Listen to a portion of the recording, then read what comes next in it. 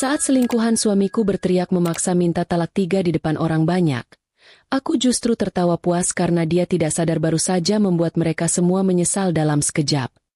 Sebelum kita mulai lebih lanjut, yuk, tekan tombol suka, serta tombol subscribe agar tidak ketinggalan kisah menarik lainnya.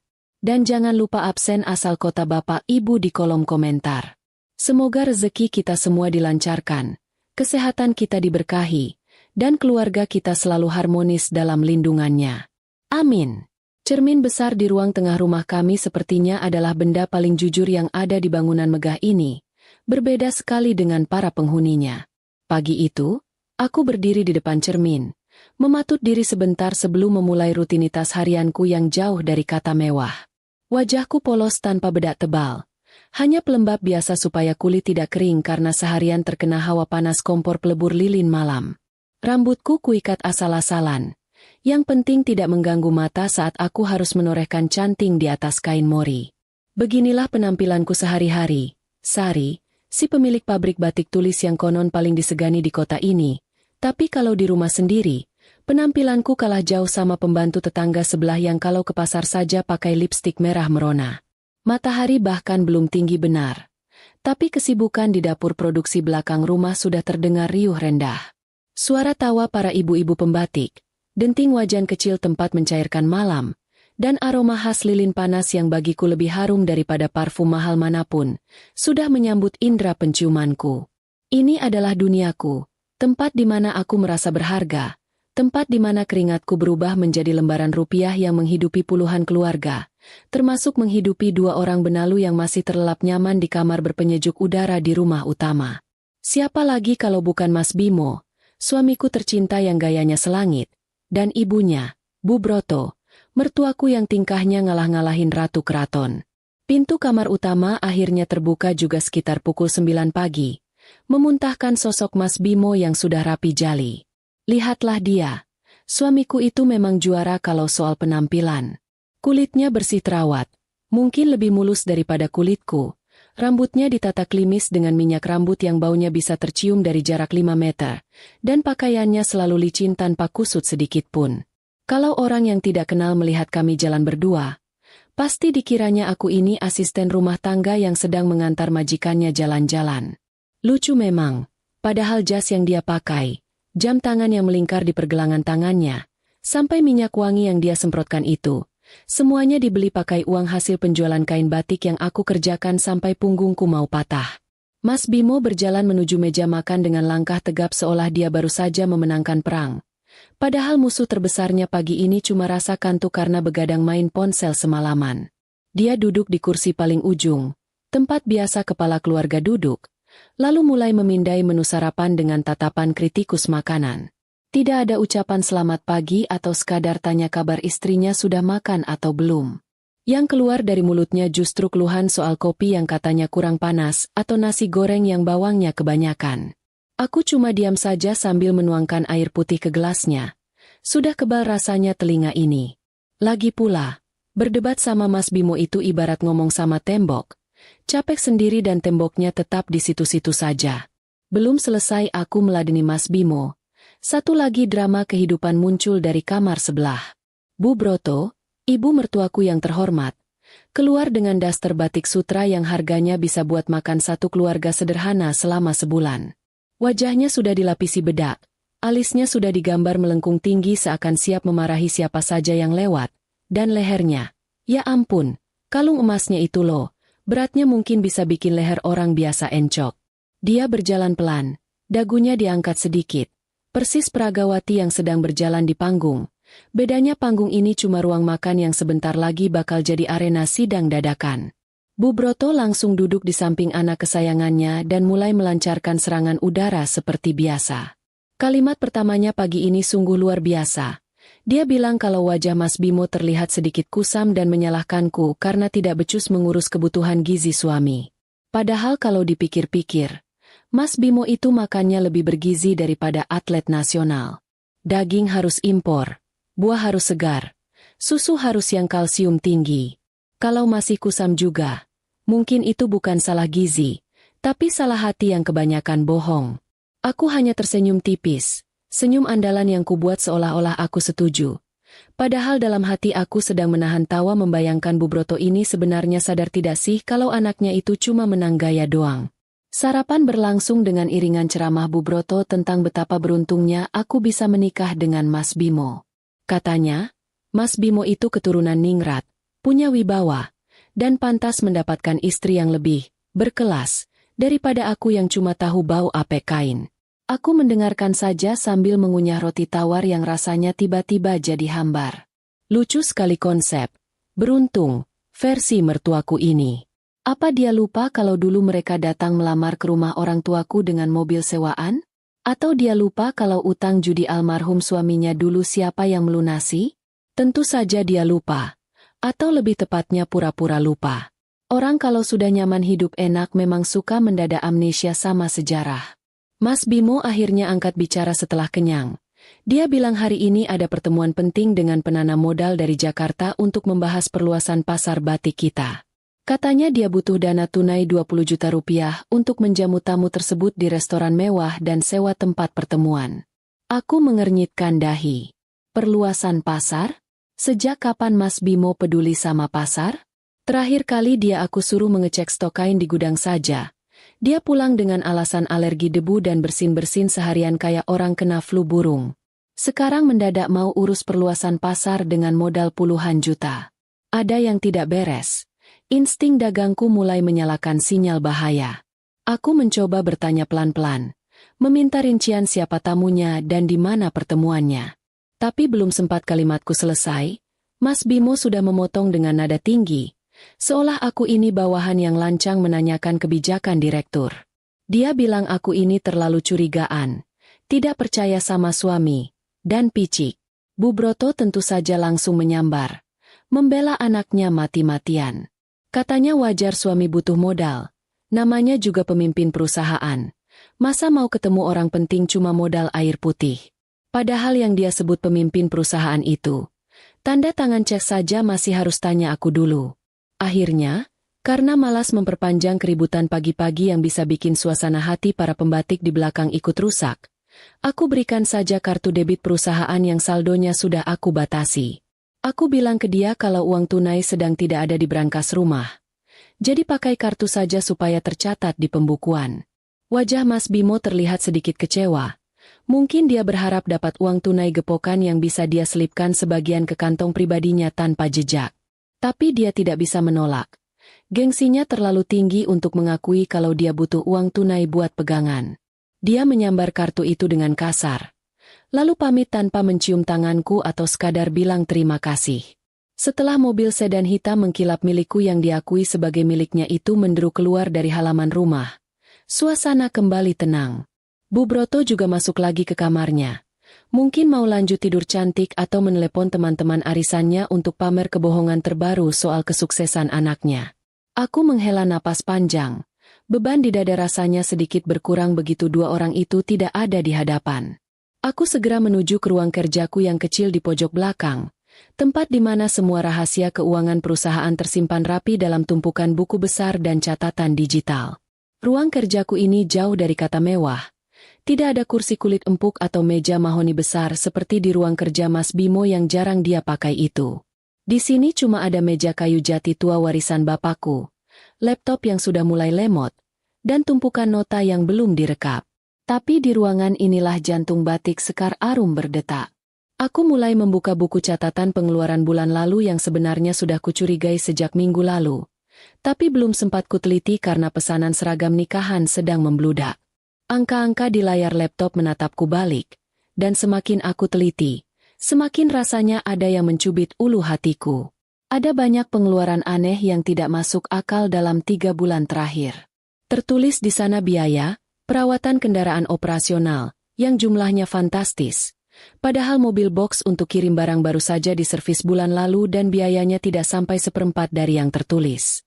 Lalu ada lagi pos pengeluaran, jamuan tamu VIP, yang frekuensinya makin sering, hampir seminggu 2 kali. Sejak kapan kita punya tamu VIP sebanyak itu?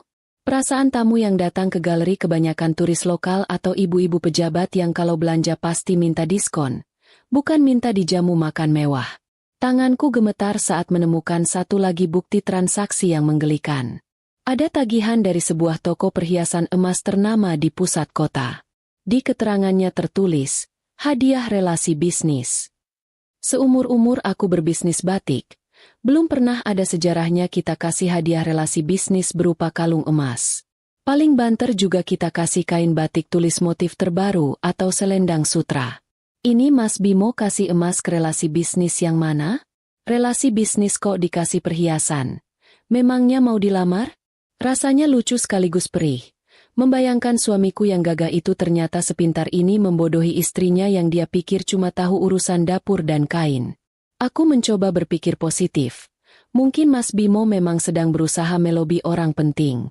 Tapi akal sehatku menolak.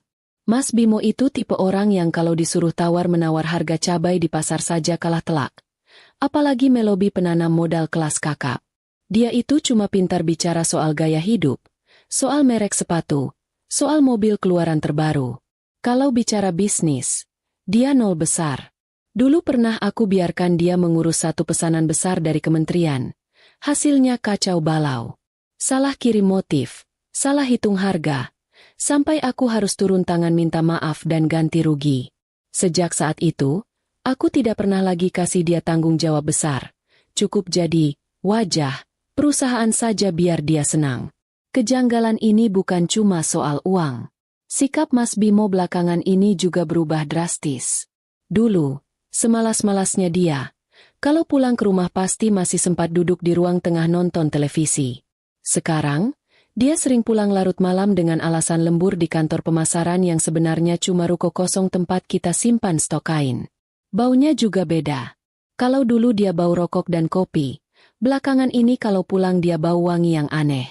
Bukan wangi parfum maskulin yang biasa dia pakai, tapi ada campuran aroma manis yang menyengat, seperti aroma bunga melati dicampur vanila. Baunya persis seperti bau toko kosmetik murah di pinggir jalan. Pernah suatu malam, aku iseng tanya soal bau itu. Jawabannya, dia bilang itu bau pengharum ruangan baru di mobil. Masuk akal sih. Kalau dipikir pakai lutut. Mana ada pengharum mobil baunya kayak bedak perempuan? Tapi waktu itu aku diam saja. Malas ribut malam-malam karena besoknya aku harus bangun subuh buat mengecek kiriman bahan baku dari Pekalongan. Aku cuma mengangguk-angguk saja kayak boneka dashboard mobil. Membiarkan dia merasa menang dengan kebohongannya yang sebetulnya transparan sekali. Hari ini, tekadku sudah bulat. Aku tidak bisa lagi membiarkan kebocoran halus ini menenggelamkan kapal yang sudah susah payah kubangun. Bapakku mewariskan usaha ini bukan untuk dihabiskan oleh menantu yang tidak tahu diuntung. Aku mengambil ponselku, benda kotak pintar yang jarang kusentuh kecuali untuk urusan pesanan. Aku mencari nomor kontak Pak Slamet. Orang kepercayaan bapakku dulu yang sekarang masih setia membantuku mengurus distribusi pasar. Pak Slamet ini matanya ada di mana-mana, telinganya tajam, dan mulutnya rapat. Dia lebih tahu seluk-beluk kota ini daripada supir taksi sekalipun. Halo, Pak Slamet, sapaku pelan, memastikan pintu ruang kerjaku terkunci rapat. Pak, tolong bantu saya pantau pergerakan mobil sedan hitam nomor polisi @14JA. Katanya hari ini ada pertemuan di restoran mahkota. Tapi perasaan saya kok tidak enak ya? Di seberang sana, Pak Slamet langsung menyanggupi tanpa banyak tanya. Dia tahu, kalau aku sudah minta tolong begini, berarti keadaannya serius. Dia cuma bilang, "Siap, Enduk Sari. Nanti Bapak kabari. Lengkap sama fotonya kalau perlu." Setelah menutup telepon, aku menyandarkan punggung ke kursi kayu yang keras itu. Rasanya lelah sekali, bukan lelah fisik, tapi lelah batin. Menjadi wanita mandiri dan kaya itu ternyata tidak seindah di sinetron. Orang pikir enak punya uang banyak, punya pabrik, punya suami ganteng. Mereka tidak tahu kalau di balik itu semua, aku harus berperan ganda. Jadi bos yang tegas di pabrik, sekaligus jadi istri yang pura-pura bodoh di rumah demi menjaga harga diri suami yang sebenarnya rapuh kayak kerupuk kena air. Tiba-tiba pintu ruang kerjaku diketuk keras. Siapa lagi kalau bukan Bu Broto? "Sari, kamu di dalam? Itu loh, tukang pijat langganan ibu datang. Kamu bayarin dulu." Dompet ibu ketinggalan di kamar atas. malas naik tangga. Teriaknya dari luar tanpa rasa bersalah. Aku menghela napas lagi. Kali ini lebih panjang. Lihat kan? Bahkan untuk bayar tukang pijat 50.000 perak saja. Dia harus minta ke aku dengan alasan yang dibuat-buat. Padahal aku tahu dompetnya selalu dia bawa kemana-mana. Bahkan ke kamar mandi sekalipun. Takut uangnya diambil tuyul mungkin. Aku membuka pintu, memberikan selembar uang berwarna biru ke tangan mertuaku yang jari-jarinya penuh cincin itu. Dia menerimanya dengan cepat, tanpa senyum. Lalu berbalik badan sambil bergumam kalau tukang pijatnya kali ini harus memijat kakinya lebih lama karena pegal habis jalan-jalan di mal kemarin. Aku menutup pintu kembali, menatap selembar foto pernikahan kami yang tergantung miring di dinding. Di foto itu, Mas Bimo tersenyum lebar, terlihat sangat bahagia. Dulu aku pikir itu senyum cinta, sekarang aku sadar. Itu mungkin senyum kemenangan karena berhasil mendapatkan tambang emas berjalan. Tapi Mas Bimo lupa satu hal. Tambang emas ini ada pemiliknya. Dan pemiliknya bukan wanita bodoh yang bisa dikeruk terus-menerus sampai habis. Tambang ini punya sistem keamanan sendiri. Dan hari ini, alarm keamanannya sudah mulai berbunyi nyaring. Aku, Sari, si juragan batik yang dikira pendiam, baru saja menyalakan sekring perang. Mas Bimo dan Bu Broto mungkin sedang menikmati kejayaan mereka hari ini. Tapi mereka tidak sadar kalau tanah yang mereka pijak sebenarnya sudah mulai retak. Dan aku cuma perlu menunggu waktu yang tepat untuk melihat mereka terperosok sendiri. Permainan baru saja dimulai. Suamiku sayang. Angka-angka di dalam buku kas ini tidak pernah berbohong. Beda jauh sama mulut suamiku yang licinnya mungkin bisa mengalahkan belut yang baru saja mandi oli. Siang itu, matahari Solo sedang terik-teriknya. Seolah ikut memanaskan kepala yang isinya sudah penuh dengan deretan angka mencurigakan. Aku masih duduk di ruang kerjaku, ditemani kipas angin tua yang berputar malas. Bunyi baling-balingnya berdecit, ngik-ngok, seirama dengan detak jantungku yang mulai tidak karuan. Di hadapanku terhampar, karya seni, buatan Mas Bimo. Laporan keuangan bulanan yang dia susun dengan penuh percaya diri, tapi isinya berantakan seperti benang kusut. Bagi orang awam, laporan ini mungkin terlihat wajar. Ada kolom pemasukan, ada kolom pengeluaran, ada sisa saldo. Semuanya tampak rapi, diketik dengan huruf tebal dan digaris bawahi. Tapi bagi aku, Sari, yang sudah memegang uang dagang sejak masih pakai seragam sekolah putih biru, laporan ini baunya lebih busuk daripada limbah pewarna batik yang belum diolah. Coba bayangkan, masa ada biaya, jamuan tamu, yang angkanya bulat sempurna 5 juta rupiah, 3 kali dalam seminggu? Padahal kalau kita makan di restoran paling mahal sekalipun, pasti ada recahannya. Entah itu 200 perak atau 500 perak untuk pajak. Ini kok bisa pas 5 juta? Memangnya restoran itu punya menu paket hemat khusus penipu? Aku mencoba menelusuri nota-nota fisik yang dilampirkan Mas Bimo dalam map plastik. Dan disinilah komedi putar kehidupan rumah tanggaku dimulai. Ada nota pembelian bensin yang tanggalnya hari Minggu. Padahal hari Minggu itu semua mobil operasional parkir manis di garasi karena karyawan libur. Terus mobil mana yang diisi bensin sampai penuh tangkinya? Apa mungkin Mas Bimo diam-diam menyewakan mobilku buat taksi gelap? Atau jangan-jangan, mobil itu dipakai jalan-jalan keluar kota sama seseorang yang bukan istrinya? Rasanya terlalu konyol kalau dia sebodoh itu meninggalkan jejak. Tapi kenyataannya nota itu ada di tanganku, lengkap dengan stempel pom bensin di daerah Tawangmangu. Lebih lucunya lagi, ada nota pembelian alat tulis kantor yang jumlahnya fantastis. 2 juta rupiah hanya untuk kertas, pulpen, dan tinta pencetak. Padahal di gudang, kertas HVS sisa bulan lalu saja masih menumpuk sampai berdebu karena jarang dipakai. Mas Bimo ini kan kerjanya cuma tanda tangan dan main ponsel. Mana mungkin dia menghabiskan kertas sebanyak itu? Kecuali kalau dia punya hobi baru melipat pesawat kertas dan menerbangkannya ke atap tetangga.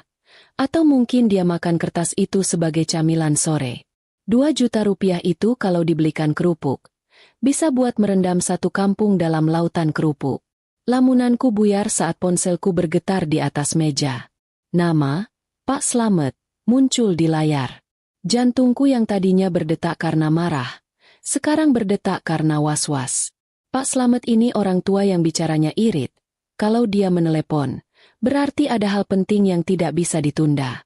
Aku mengangkat telepon dengan tangan yang sedikit berkeringat.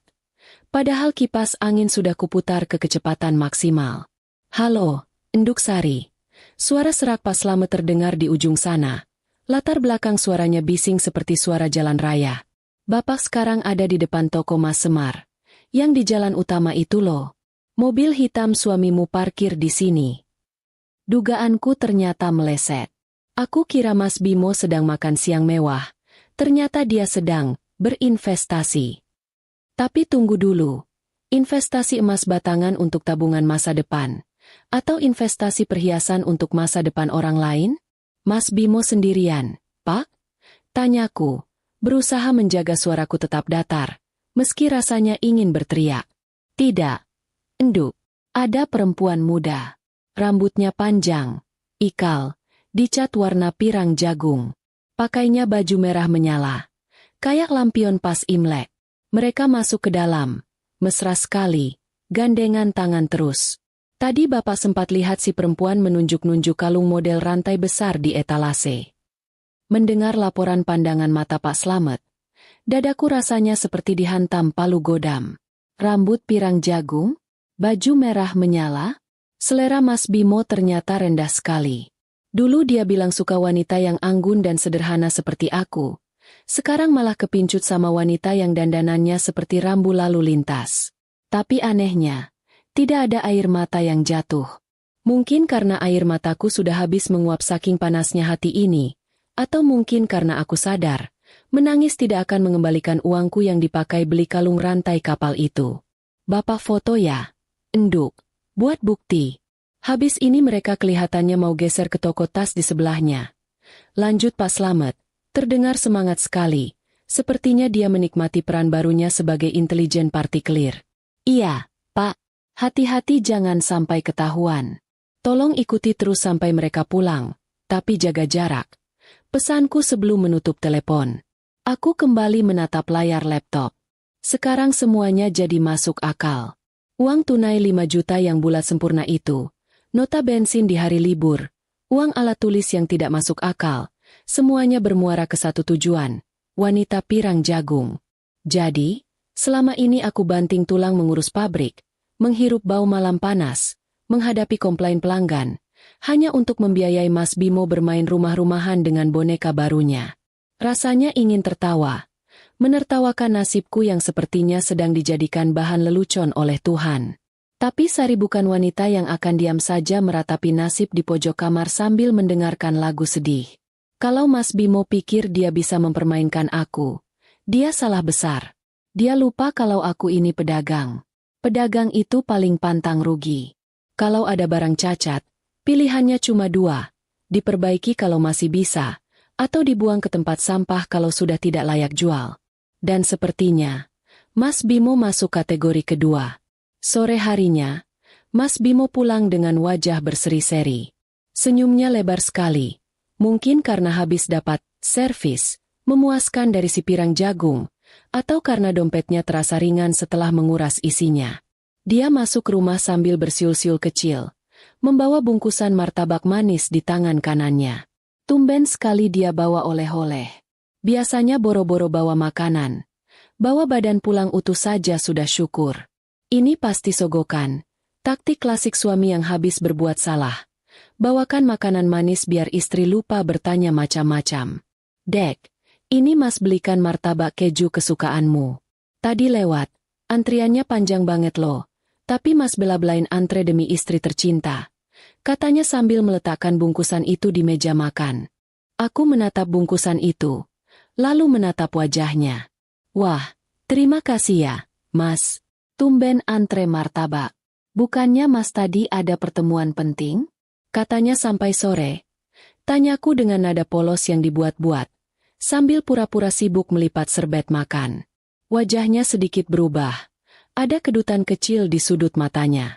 Oh, iya. Pertemuannya selesai lebih cepat. Lancar jaya. Dek, investor dari Jakarta itu setuju banget sama rencana kita.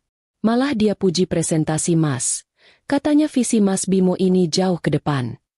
Luar biasa. Visi jauh ke depan. Saking jauhnya sampai nyasar ke toko emas.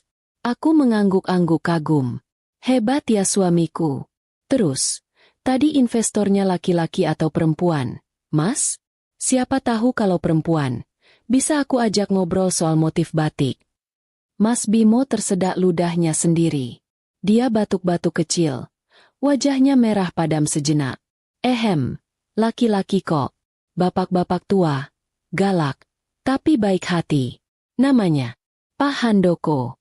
Iya, Pak Handoko. Nama Pak Handoko ini pasti baru saja dia karang 2 detik yang lalu. Kasihan sekali Pak Handoko fiktif ini. Sudah tua, galak, jadi tameng kebohongan pula. Oh, bapak-bapak. Syukurlah. Soalnya tadi Pak Slamet bilang sempat lihat mobil kita parkir di depan toko emas. Aku kira Mas lagi belikan aku hadiah. Ternyata Pak Slamet yang salah lihat kali ya. Mungkin mobilnya mirip. Kalimat itu meluncur mulus dari bibirku. Lembut tapi mematikan. Reaksi Mas Bimo sungguh patut diabadikan.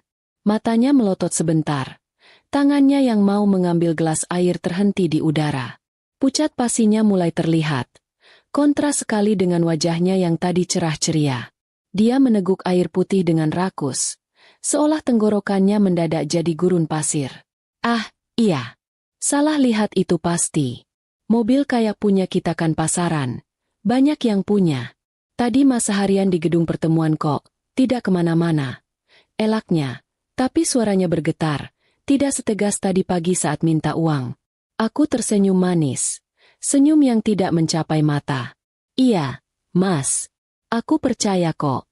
Mas Bimo kan suami paling jujur sedunia. Mana mungkin main belakang. Apalagi sampai belikan perhiasan buat perempuan lain pakai uang istri. Itu kan namanya suami tidak tahu malu. Ya kan, Mas? Mas Bimo hanya bisa nyengir kuda. Keringat dingin sebesar biji jagung mulai muncul di dahinya padahal AC ruang makan dinginnya bukan main. Dia buru-buru pamit mau mandi. Alasannya gerah dan lengket. Padahal aku tahu, yang lengket itu bukan badannya. Tapi kebohongannya yang mulai menempel kemana-mana dan susah dibersihkan. Setelah dia pergi, aku membuka bungkusan martabak itu. Baunya harum, tapi seleraku sudah hilang. Aku memanggil Mbok Nah, asisten rumah tangga kami yang setia. Mbok, ini martabaknya dimakan saja sama teman-teman di belakang. Saya sudah kenyang.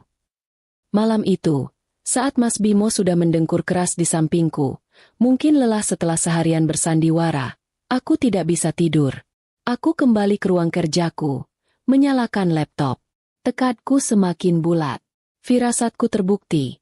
Bukti sudah ada di tangan. Dan pelakunya ada di sebelah kamar. Sekarang saatnya aku berhenti menjadi penonton dan mulai menjadi sutradara. Langkah pertamaku sederhana tapi fatal bagi mereka. Aku membuka aplikasi perbankan di ponselku. Dengan beberapa ketukan jari, aku mengubah kode akses rekening utama perusahaan. Mulai besok pagi, kartu sakti yang dipegang Mas Bimo akan berubah menjadi sekadar potongan plastik tidak berguna. Tidak akan ada lagi penarikan tunai misterius. Tidak ada lagi gesekan di mesin pembayaran toko emas atau butik tas. Keran uangnya resmi aku tutup rapat-rapat. Aku juga mengirim pesan singkat ke notaris kenalan Bapak.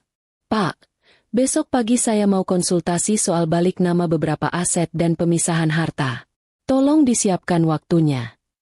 Rasanya lega sekali. Jantungku berdebar kencang. Bukan karena takut, tapi karena adrenalin. Aku merasa seperti pahlawan super yang baru saja menemukan kekuatan tersembunyinya. Selama ini aku diam karena aku menghargai pernikahan ini, tapi kalau harga diri dan jerih payahku diinjak-injak, maka jangan salahkan kalau juragan batik yang asli bangun dari tidurnya. Besok akan menjadi hari yang menarik. Aku tidak sabar melihat wajah Mas Bimo saat dia mencoba membayar makan siangnya dengan kartu yang sudah mati. Atau saat si pirang jagung itu merengek minta dibelikan sepatu baru dan Mas Bimo cuma bisa garuk-garuk kepala yang tidak gatal. Biarlah mereka menikmati sisa-sisa kebahagiaan semu malam ini, karena besok, dunia mereka akan jungkir balik. Dan aku akan duduk manis sambil minum teh, menikmati pertunjukan yang tiketnya sudah kubayar lunas dengan air mata dan keringat selama bertahun-tahun. Pagi itu udara di ruang cuci belakang terasa lebih dingin dari biasanya. Seolah alam semesta sedang memberiku peringatan dini tentang badai yang akan datang. Tumpukan pakaian kotor menggunung di dalam keranjang anyaman bambu, menunggu giliran untuk dibersihkan dari debu dan dosa pemiliknya. Tanganku terhenti saat menarik sehelai kemeja putih berbahan katun impor milik Mas Bimo. Kemeja ini harganya mahal, mungkin setara dengan gaji sebulan buruh cuci di kampung ini. Tapi sekarang kondisinya lebih mirip kain lap bekas pakai di bengkel motor. Baunya sungguh menyengat, campuran antara aroma asap rokok yang pekat, keringat basi, dan sesuatu yang manis memualkan. Noda merah terang itu bertengger dengan sombong tepat di bagian kerah leher, seolah sedang mengejekku yang selama ini buta. Warnanya merah cabai, menyala dan berani. Jelas bukan berasal dari koleksi pewarna bibirku yang rata-rata berwarna merah muda pucat atau coklat tanah. Ini adalah warna bibir wanita yang ingin dilihat, wanita yang ingin menjadi pusat perhatian, atau wanita yang sengaja meninggalkan tanda kepemilikan di wilayah jajahan barunya. Bentuknya tidak beraturan, sedikit luntur terkena keringat, tapi posisinya yang strategis di leher membuktikan bahwa pemilik bibir itu pernah berada dalam jarak yang sangat intim, jauh lebih dekat daripada jarak aman antar relasi bisnis. Hidungku, yang sudah terlatih membedakan bau lilin malam asli dan palsu, kali ini dipaksa bekerja sebagai detektif. Aku mendekatkan kemeja itu ke wajah, meski perutku sedikit mual menahannya. Aroma itu tercium lagi, lebih kuat daripada kemarin. Wangi bunga melati yang dicampur dengan aroma gula hangus, persis seperti wangi parfum isi ulang yang dijual literan di pasar malam. Jadi begini selera wanita idaman Mas Bimo?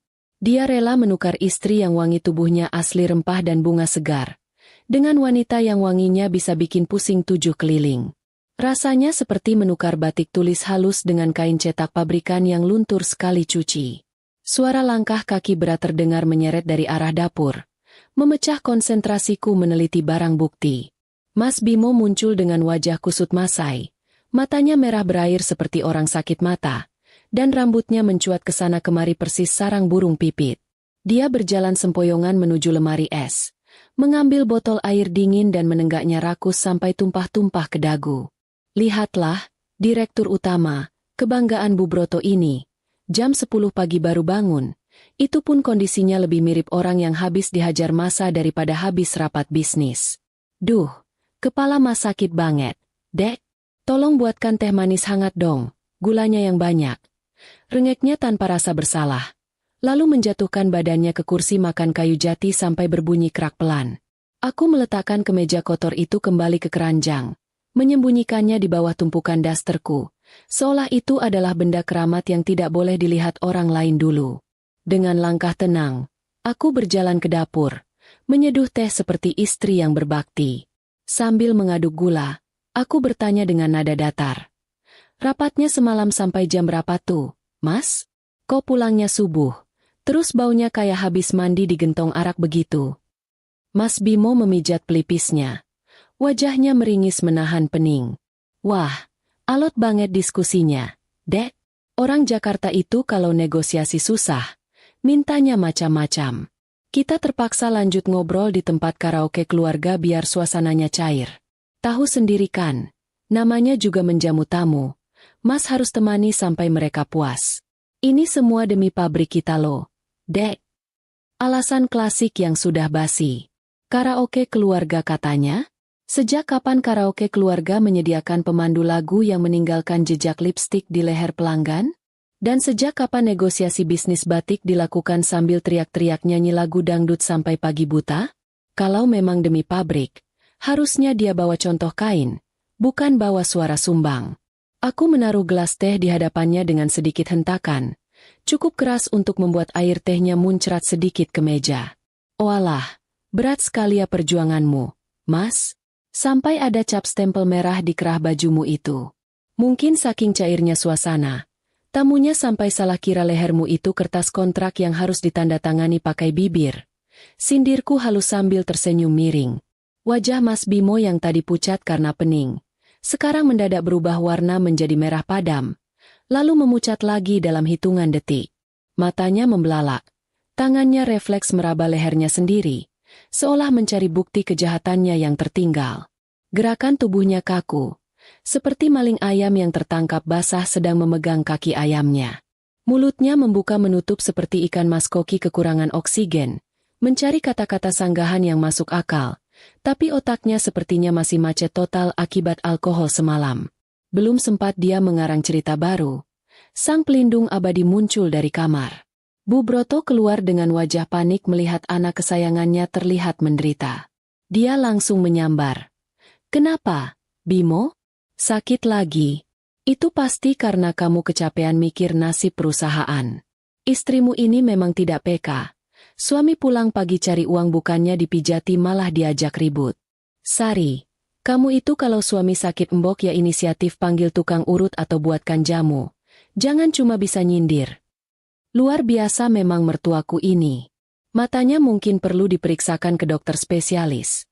Atau mungkin hatinya yang perlu diperbaiki. Jelas-jelas anaknya bau alkohol dan parfum perempuan. Masih saja dibilang kecapean mikir perusahaan. Perusahaan mana yang dipikirkan? Perusahaan maksiat?" Bu Broto sibuk mengelus punggung Bimo, memberinya angin segar pembenaran bahwa apapun yang dia lakukan adalah benar dan akulah yang salah karena kurang melayani. Drama ibu dan anak ini sungguh layak dapat piala citra kategori akting paling tidak tahu malu. "Bukan begitu, Bu." Sari cuma tanya. Takutnya Mas Bimo masuk angin duduk. Soalnya tadi di baju Mas Bimo ada noda merah. Sari kira darah. Ternyata cuma lipstik. Syukurlah kalau cuma lipstik. Berarti Mas Bimo sehat walafiat. Cuma imannya saja yang mungkin lagi sakit. Jawabku santai sambil berlalu mengambil sapu. Pura-pura sibuk menyapu lantai yang sebenarnya sudah bersih. Bu Broto terdiam sebentar. Menatap anaknya dengan pandangan bertanya.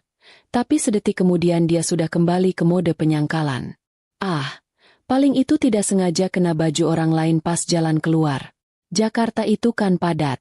Desak-desakan. Kamu jangan suka membesar-besarkan masalah kecil. Sari. Yang penting Bimo bawa hasil. Bawa uang buat kita semua. Hasil? Hasil apa yang dibawa selain pusing dan dosa? Uang? Uang yang mana? Uangku yang dia hambur-hamburkan. Iya. Aku menahan tawa getir mendengar pembelaan buta itu. Mereka berdua benar-benar pasangan ibu dan anak yang serasi dalam hal hidup di dunia hayalan. Biarlah mereka menikmati gelembung sabun mereka sebentar lagi, sebelum aku tusuk dengan jarum kenyataan. Mas Bimo akhirnya berhasil menguasai dirinya setelah minum teh manis buatan istri yang dikhianatinya. Dia berdeham, mencoba mengembalikan wibawanya yang sudah runtuh. "Sudah, Bu. Sari cuma bercanda itu." "Iya kan, Dek? Mas mau mandi dulu. Siang ini Mas harus ke bank. Mau ambil uang tunai buat pelunasan sewa tempat usaha baru. Kemarin kan kartunya limit. Hari ini pasti sudah bisa kan?" Pertanyaan itu dia lontarkan dengan nada hati-hati. Matanya melirik tajam ke arahku, menyelidik.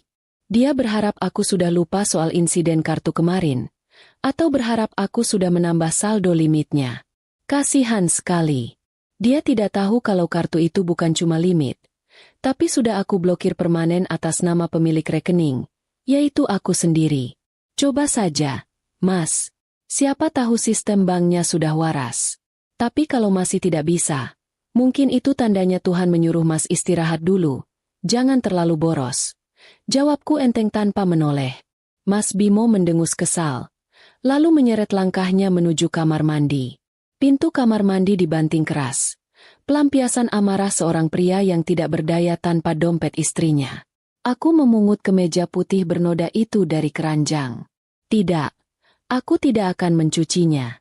Aku akan menyimpannya di dalam kantong plastik bening, membiarkan baunya tetap terperangkap di sana. Ini bukan lagi sekadar pakaian kotor. Ini adalah barang bukti. Suatu saat nanti, kemeja ini akan menjadi saksi bisu di pengadilan agama, atau minimal menjadi kenang-kenangan pahit untuk mengingatkan diriku sendiri betapa bodohnya aku pernah mempercayai buaya darat berbaju sutra. Siang itu, setelah memastikan Mas Bimo pergi dengan mobil yang bensinnya mungkin tinggal uapnya saja, aku bersiap pergi. Bukan ke pasar, bukan ke pabrik. Aku mengenakan kebaya terbaikku, memulas sedikit bedak, dan menyemprotkan parfum melati asliku yang wangi dan elegan. Aku punya janji temu yang jauh lebih penting daripada sekadar urusan dagang. Aku akan menemui pengacara keluarga, seorang kawan lama bapak yang mengerti hukum pembagian harta gonogini lebih baik daripada siapapun. Langkahku ringan saat keluar dari rumah. Matahari bersinar terik, tapi hatiku terasa sejuk. Aku bukan lagi Sari si penunggu rumah yang pasrah. Aku adalah Sari, pemilik batik Sekar Arum, dan aku baru saja memulai langkah skakmat untuk menumbangkan raja dan ratu palsu di papan catur kehidupanku. Tunggu saja tanggal mainnya, Mas. Lipstik merah di kerahmu itu akan menjadi warna bendera perang yang kau kibarkan sendiri. Menjadi mata-mata itu ternyata tidak perlu pakai jas hitam, kacamata gelap, atau alat penyadap canggih seperti di film laga. Cukup modal daster batik dan keranjang belanja anyaman saja. Di kota ini, berita menyebar jauh lebih cepat daripada wabah flu di musim pancaroba, dan pusat penyebaran berita paling akurat bukanlah koran pagi atau televisi, melainkan mulut para pedagang di pasar induk. Kalau mau tahu rahasia pejabat atau aib tetangga, datanglah ke lapak penjual sayur atau toko emas saat pagi buta.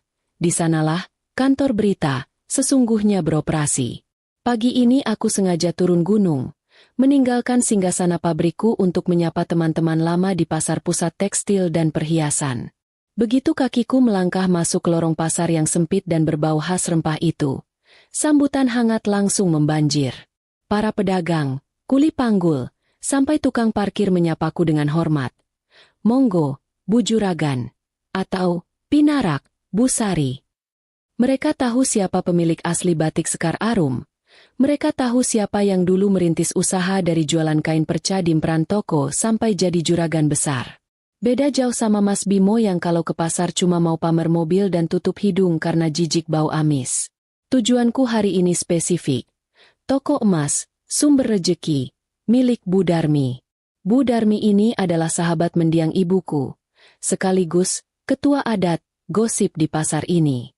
Matanya setajam elang, ingatannya sekuat gajah.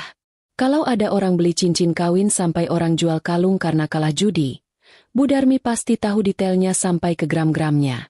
Begitu melihatku datang, wajah bulat Bu Darmi langsung sumringah. Tapi ada kilatan rasa kasihan yang berusaha dia sembunyikan di balik senyum lebarnya. Oalah, Enduk Sari, tumben main ke sini. Mau tambah koleksi atau mau tukar tambah? Sapa Bu Darmi sambil mempersilakan aku duduk di kursi plastik belakang etalase kaca yang penuh kilauan emas. Aku tersenyum santai, mengibaskan tangan. Cuma mau silaturahmi, Bu. Sekalian mau tanya, kemarin katanya ada pelanggan istimewa ya? Suamiku, Mas Bimo, katanya borong perhiasan di sini. Tembak langsung, tanpa basa-basi. Ini teknik dagang.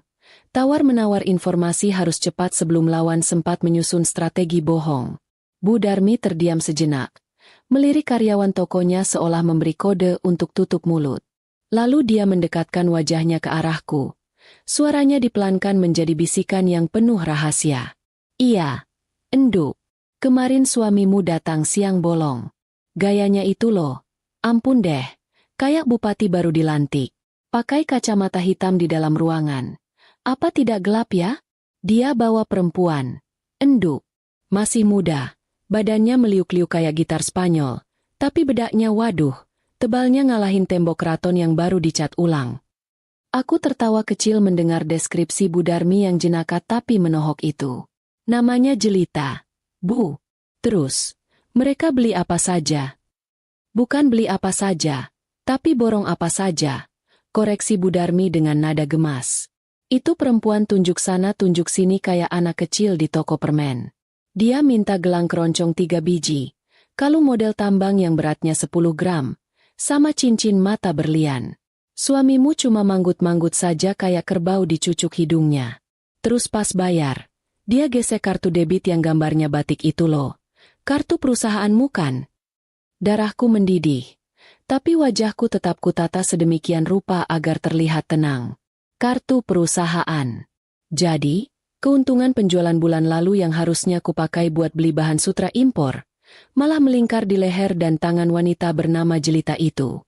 Pantas saja Mas Bimo kemarin pulang dengan wajah berseri-seri, Ternyata dia baru saja menobatkan dirinya sebagai Raja Sawer di depan selingkuhannya. Yang bikin ibu gemas itu loh, enduk. Lanjut Bu Darmi. Makin semangat karena melihat aku tidak marah meledak-ledak. Si perempuan itu ngomongnya kencang sekali. Dia bilang, Mas Bimo ini memang suami idaman. Uangnya tidak ada seri, beda sama istrinya di rumah yang pelit. Para pedagang lain sampai pada nengok semua. Mereka kira perempuan itu istri mudanya Bimo yang sah. Soalnya Bimo tidak membantah sama sekali. Malah dia senyum-senyum bangga dibilang kaya raya. Padahal satu pasar juga tahu, Bimo itu kalau beli rokok saja masih sering ngutang di warung pojok. Ini adalah bagian yang paling menyakitkan sekaligus menggelikan. Mas Bimo membangun citra diri sebagai pengusaha sukses di atas penderitaanku. Dia menikmati pujian sebagai orang kaya. Padahal dompetnya kosong melompong kalau tidak aku isi. Dan jelita. Wanita itu jelas-jelas tipe benalu yang cuma menempel pada pohon yang subur. Dia tidak cinta Mas Bimo. Dia cinta pada ilusi yang Mas Bimo ciptakan. Coba saja kalau Mas Bimo datang naik motor butut dan pakai kaos oblong bolong. Apa jelita masih mau meliuk-liuk manja begitu? Aku ragu. Terima kasih infonya, Bu Darmi. Berarti benar dugaan saya. Kataku sambil menepuk punggung tangan wanita parubaya itu. Ibu simpan saja nota salinannya kalau ada. Siapa tahu nanti saya butuh buat kenang-kenangan. Bu Darmi mengangguk paham. Dia tahu, kenang-kenangan. Yang kumaksud bukan untuk dipajang di dinding, tapi untuk dijadikan peluru di medan perang. Sebelum aku pamit, Bu Darmi menyelipkan satu informasi terakhir yang membuatku ingin tertawa terbahak-bahak. Satu lagi, enduk. Kemarin pas bayar, mesin geseknya sempat gangguan sinyal. Itu suamimu keringat dinginnya langsung mengucur deras sampai membasahi meja kaca. Dia panik takut kartunya ditolak. Gayanya selangit. Tapi nyalinya ciut kalau urusan bayar-membayar. Lucu tenan. Keluar dari pasar. Matahari sudah semakin tinggi. Panasnya menyengat kulit. Tapi aku tidak peduli. Informasi yang kudapat hari ini lebih berharga daripada emas yang dibeli jelita. Sekarang aku tahu siapa lawanku. Jelita bukan wanita bodoh. Dia wanita serakah. Dan Mas Bimo bukan pria jahat yang cerdas. Dia cuma pria bodoh yang kesepian dan gila hormat. Kombinasi yang sempurna untuk dihancurkan. Aku memutuskan untuk tidak langsung pulang. Aku menyuruh Pak Min, sopir pribadiku yang setia dan tutup mulut, untuk mengantar aku melewati sebuah salon kecantikan di jalan protokol. Menurut info dari jaringan pedagang kosmetik di pasar tadi, jelita sering menghabiskan waktu di sana untuk merawat diri, tentu saja pakai uang Mas Bimo. Dan benar saja. Di depan salon kaca yang mewah itu, terparkir mobil operasional pabrikku. Mobil yang harusnya dipakai mengantar pesanan kain keluar kota. Malah dipakai mengantar Tuan Putri, luluran. Dari balik kaca jendela mobilku yang gelap, aku melihat Mas Bimo keluar dari salon itu sambil menggandeng jelita. Penampilan jelita memang mencolok, gaun merah ketat, rambut pirang yang berkilauan ditimpa matahari, dan perhiasan emas yang bergemerincing setiap kali dia bergerak. Mereka tertawa lepas, terlihat sangat bahagia, seolah dunia ini milik berdua dan aku cuma remah-remah rengginang yang tidak penting. Hatiku nyeri? Tentu saja. Wanita mana yang tidak sakit melihat suaminya memuja wanita lain? Tapi rasa sakit itu sekarang kalah oleh rasa jijik. Jijik melihat tingkah Mas Bimo yang seperti badut, berusaha tampil keren padahal aslinya kosong. Jijik melihat Bu Broto di rumah yang selalu membanggakan anaknya. Padahal anaknya sedang sibuk menghamburkan warisan menantu. Pak Min, kita pulang. Perintahku datar. Baik, Bu. Tidak mau mampir labrak dulu? Tanya Pak Min polos. Tangannya sudah gatal ingin membunyikan klakson. Jangan. Jangan ganggu orang yang sedang menggali kuburannya sendiri. Pak, nanti mereka capek. Kita tinggal dorong sedikit saja. Jawabku sambil tersenyum miring. Di perjalanan pulang, aku menyusun rencana baru. Bukti sudah cukup. Saksi sudah banyak. Sekarang saatnya mengamankan apa yang menjadi hakku. Aku teringat sertifikat rumah dan tanah pabrik yang masih tersimpan di brankas kamar. Meskipun semuanya atas namaku, aku harus memindahkannya ke tempat yang lebih aman, jauh dari jangkauan tangan panjang Mas Bimo dan Bu Broto. Mereka mungkin bisa mencuri uang receh dari dompetku, tapi aku tidak akan membiarkan mereka menyentuh aset utamaku. Sesampainya di rumah, aku melihat Bu Broto sedang duduk santai di teras sambil kipas-kipas pakai kipas cendana. Wajahnya angkuh seperti biasa. "Dari mana saja kamu, Sari?" Keluyuran terus. "Suami mau pulang makan siang kok meja masih kosong." Omelnya begitu aku turun dari mobil. Aku menatap mertuaku itu dengan tatapan baru. Tatapan kasihan. Dia tidak tahu kalau anak kebanggaannya sebentar lagi akan menjadi gelandangan. Dia tidak tahu kalau perhiasan yang dia pamerkan ke tetangga itu sebentar lagi akan jadi satu-satunya harta yang dia punya untuk menyambung hidup. "Dari pasar, Bu. Cari inspirasi motif baru." Jawabku singkat sambil melenggang masuk. "Motifnya bagus, Bu." "Motif? Musuh dalam selimut. Cocok kayaknya kalau dibuat seragam keluarga." Bu Broto melongo, tidak paham dengan sindiranku. Aku tersenyum puas. "Nikmatilah hari-harimu, Ibu mertua. Karena sebentar lagi, kipas cendana itu mungkin harus Ibu jual buat beli nasi bungkus." Perang dingin ini semakin memanas, dan aku baru saja menambahkan kayu bakar ke dalam tungkunya. Mengamankan harta benda dari suami sendiri itu rasanya aneh, seperti menjadi maling di rumah sendiri, padahal yang diamankan adalah hasil keringat dan warisan orang tua sendiri. Siang itu, panas matahari kota Solo seakan membakar aspal, tapi aku merasa dingin. Bukan karena penyejuk udara mobil, tapi karena hatiku yang sudah membeku. Mobilku melaju pelan membelah kemacetan Jalan Slamet Riyadi, menuju sebuah kantor notaris tua yang terjepit di antara toko roti modern dan bank swasta. Kantor notaris Pak Harun, sahabat mendiang bapak yang sudah kuanggap seperti paman sendiri. Gedung tua itu baunya khas, campuran bau kertas lama, debu, dan aroma tembakau kelembak menyan yang sering dihisap Pak Harun. Begitu aku masuk, suasana tenang langsung menyergap. Kontras sekali dengan kepalaku yang ribut. Pak Harun menyambutku dengan senyum bijaknya. Kacamata bacanya melorot sedikit di hidung. Dia tidak banyak bertanya kenapa aku datang mendadak dengan membawa map tebal. Sepertinya dia sudah mencium gelagat tidak beres sejak lama. Orang tua memang punya radar batin yang lebih canggih daripada teknologi masa kini. "Enduk Sari, tumben wajahmu ditekuk begitu. Ada masalah apa sama si Bimo? Dia mau jual pabrik lagi?" Tanya Pak Harun santai sambil menuangkan teh tubruk ke cangkir loreng. Pertanyaan itu menohok tapi tepat sasaran. Aku meletakkan map berisi sertifikat tanah pabrik, sertifikat rumah induk, dan surat-surat kendaraan di atas mejanya.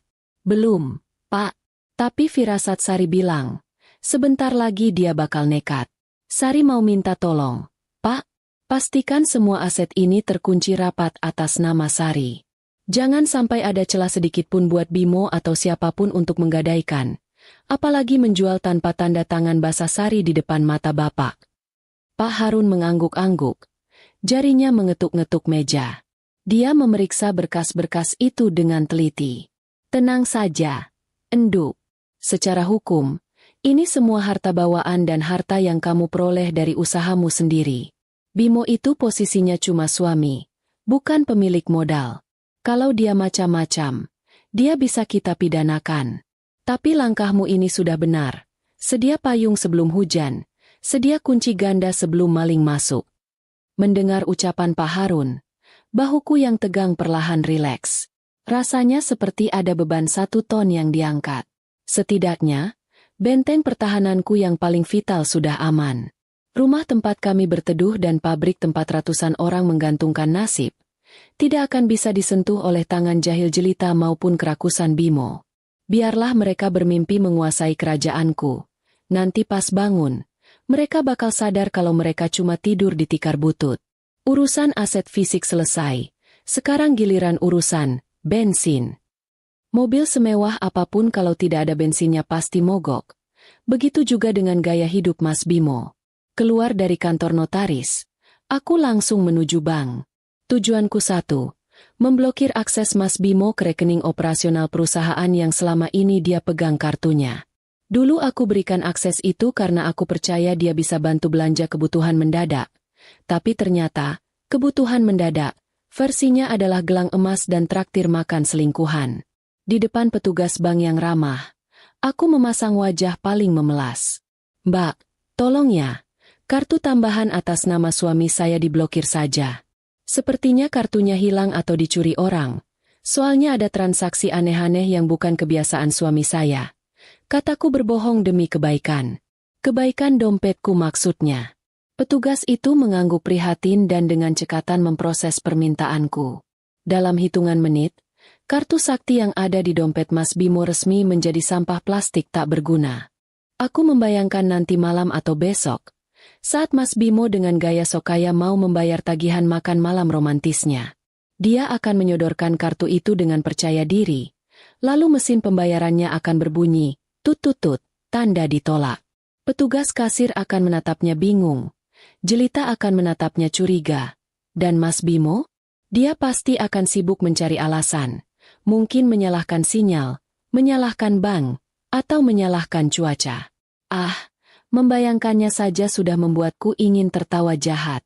Hiburan gratis di tengah kemelut rumah tangga. Selesai urusan di luar, aku pulang ke rumah dengan perasaan was-was. Masih ada satu misi lagi.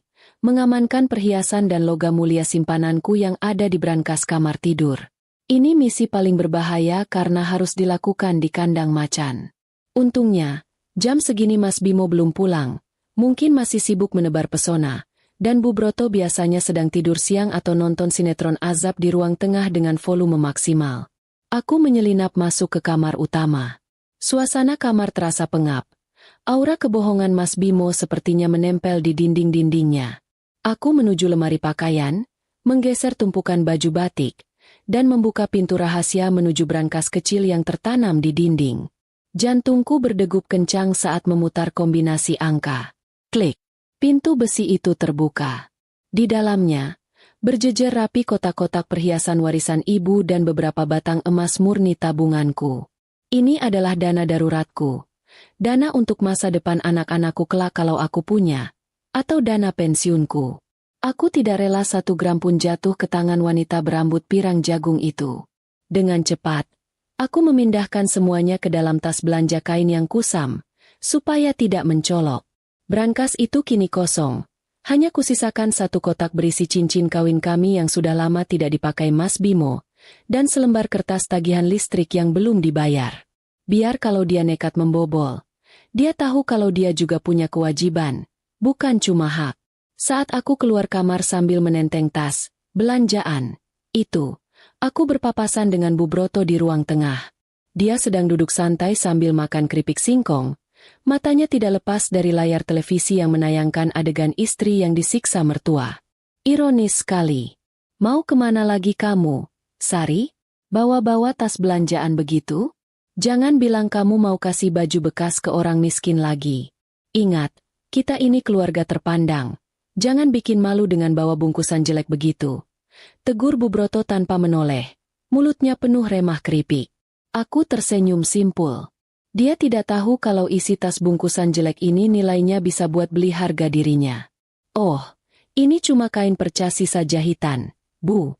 Mau Sari bawa ke panti asuhan. Buat bikin kerajinan tangan. Sayang kalau dibuang, Pamali. Jawabku tenang. Ya sudah sana. Sekalian belikan ibu martabak telur yang spesial ya pulangnya. Jangan yang biasa. Dagingnya harus banyak. Perintahnya seenaknya. Iya, Bu. Nanti Sari belikan.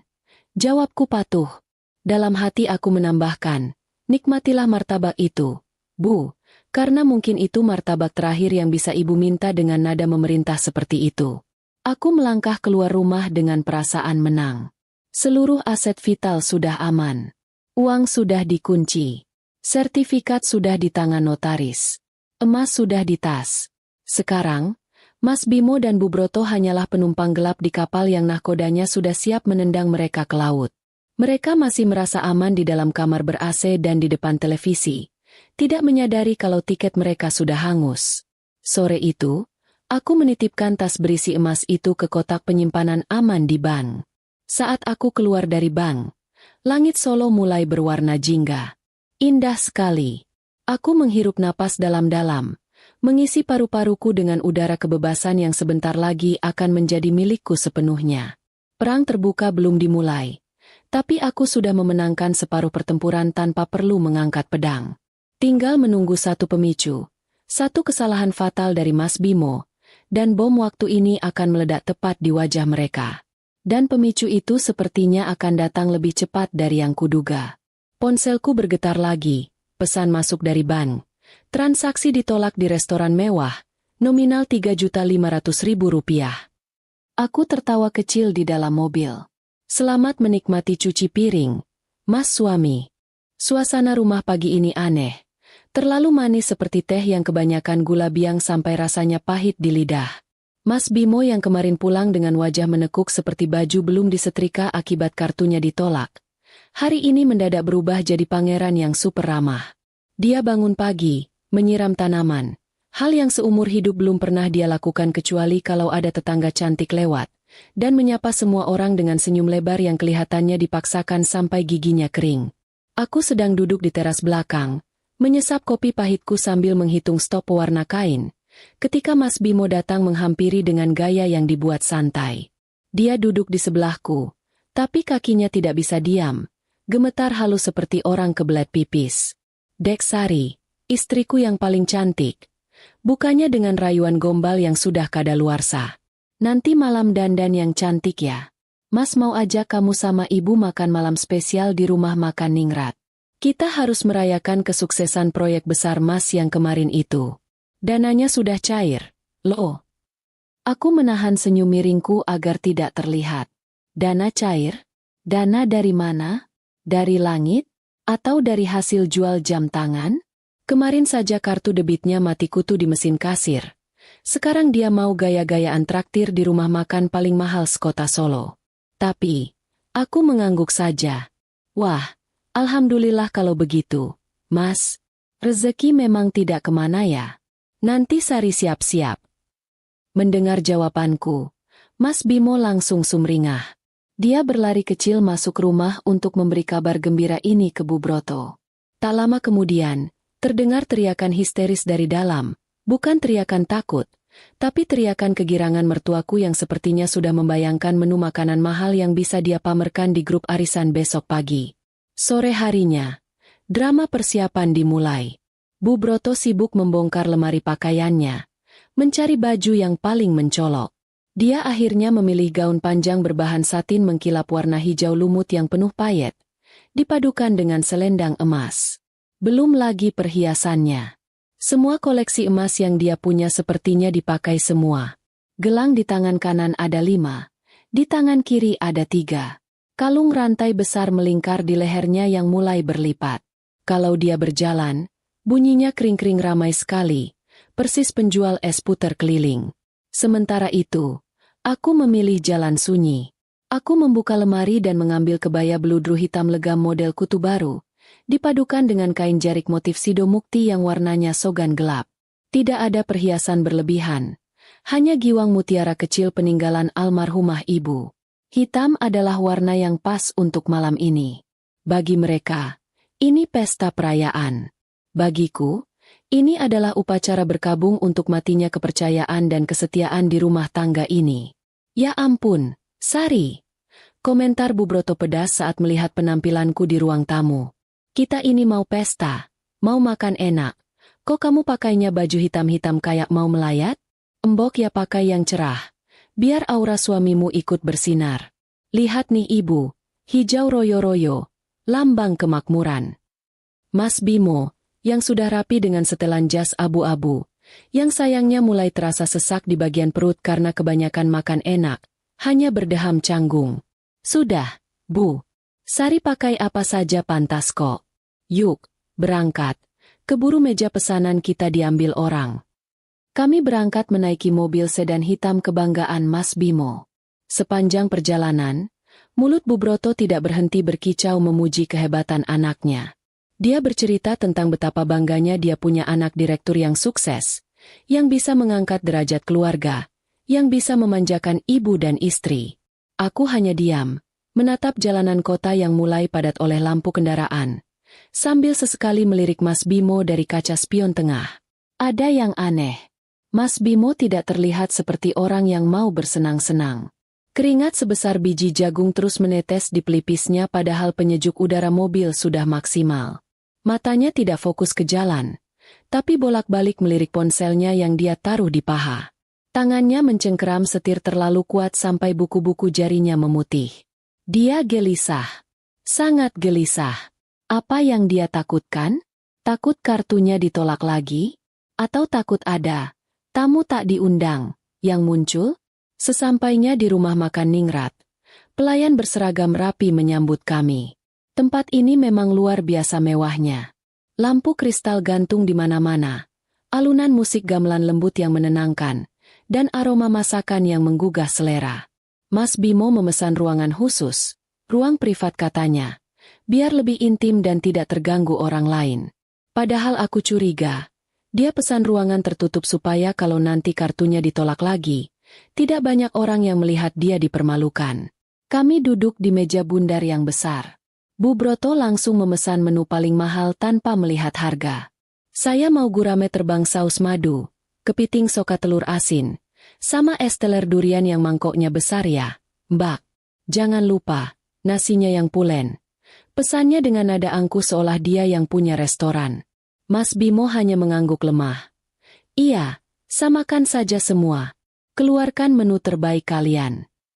Saat menunggu makanan datang, Bu Broto kembali melancarkan serangan udara ke arahku. Kamu itu, Sari, harusnya banyak belajar dandan sama istri-istri pejabat lain.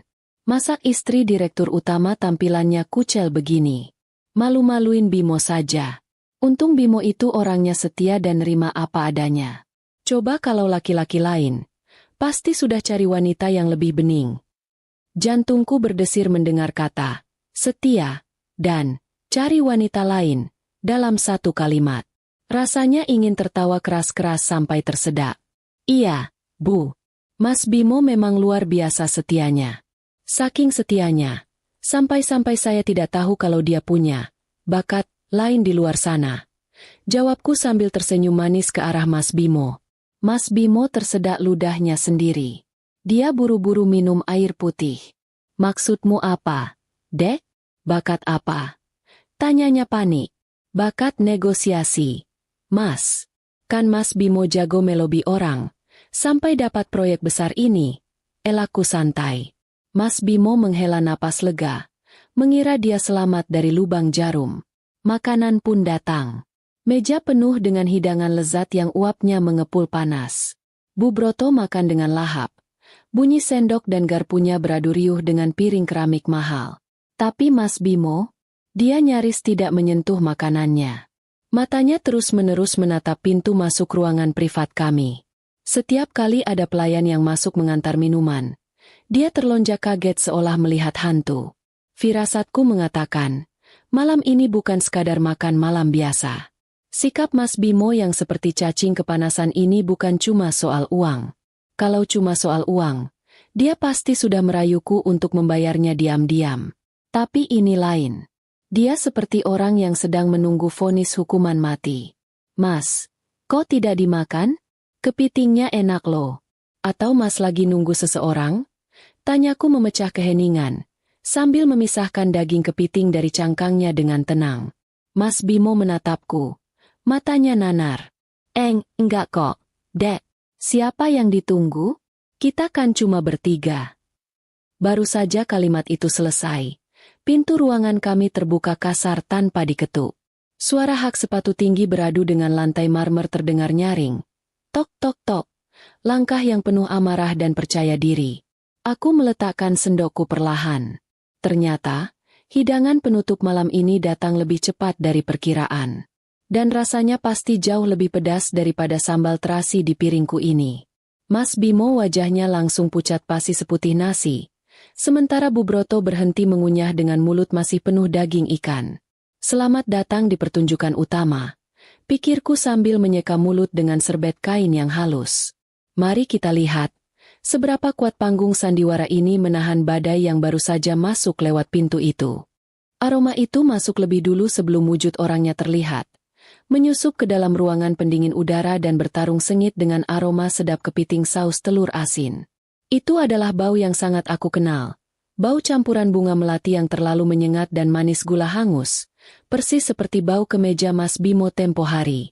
Sosok di ambang pintu itu berdiri dengan pose menantang, satu tangan di pinggang, dagu diangkat tinggi, seolah dia adalah ratu yang baru saja memergoki rakyat jelata sedang mencuri makanan di dapurnya.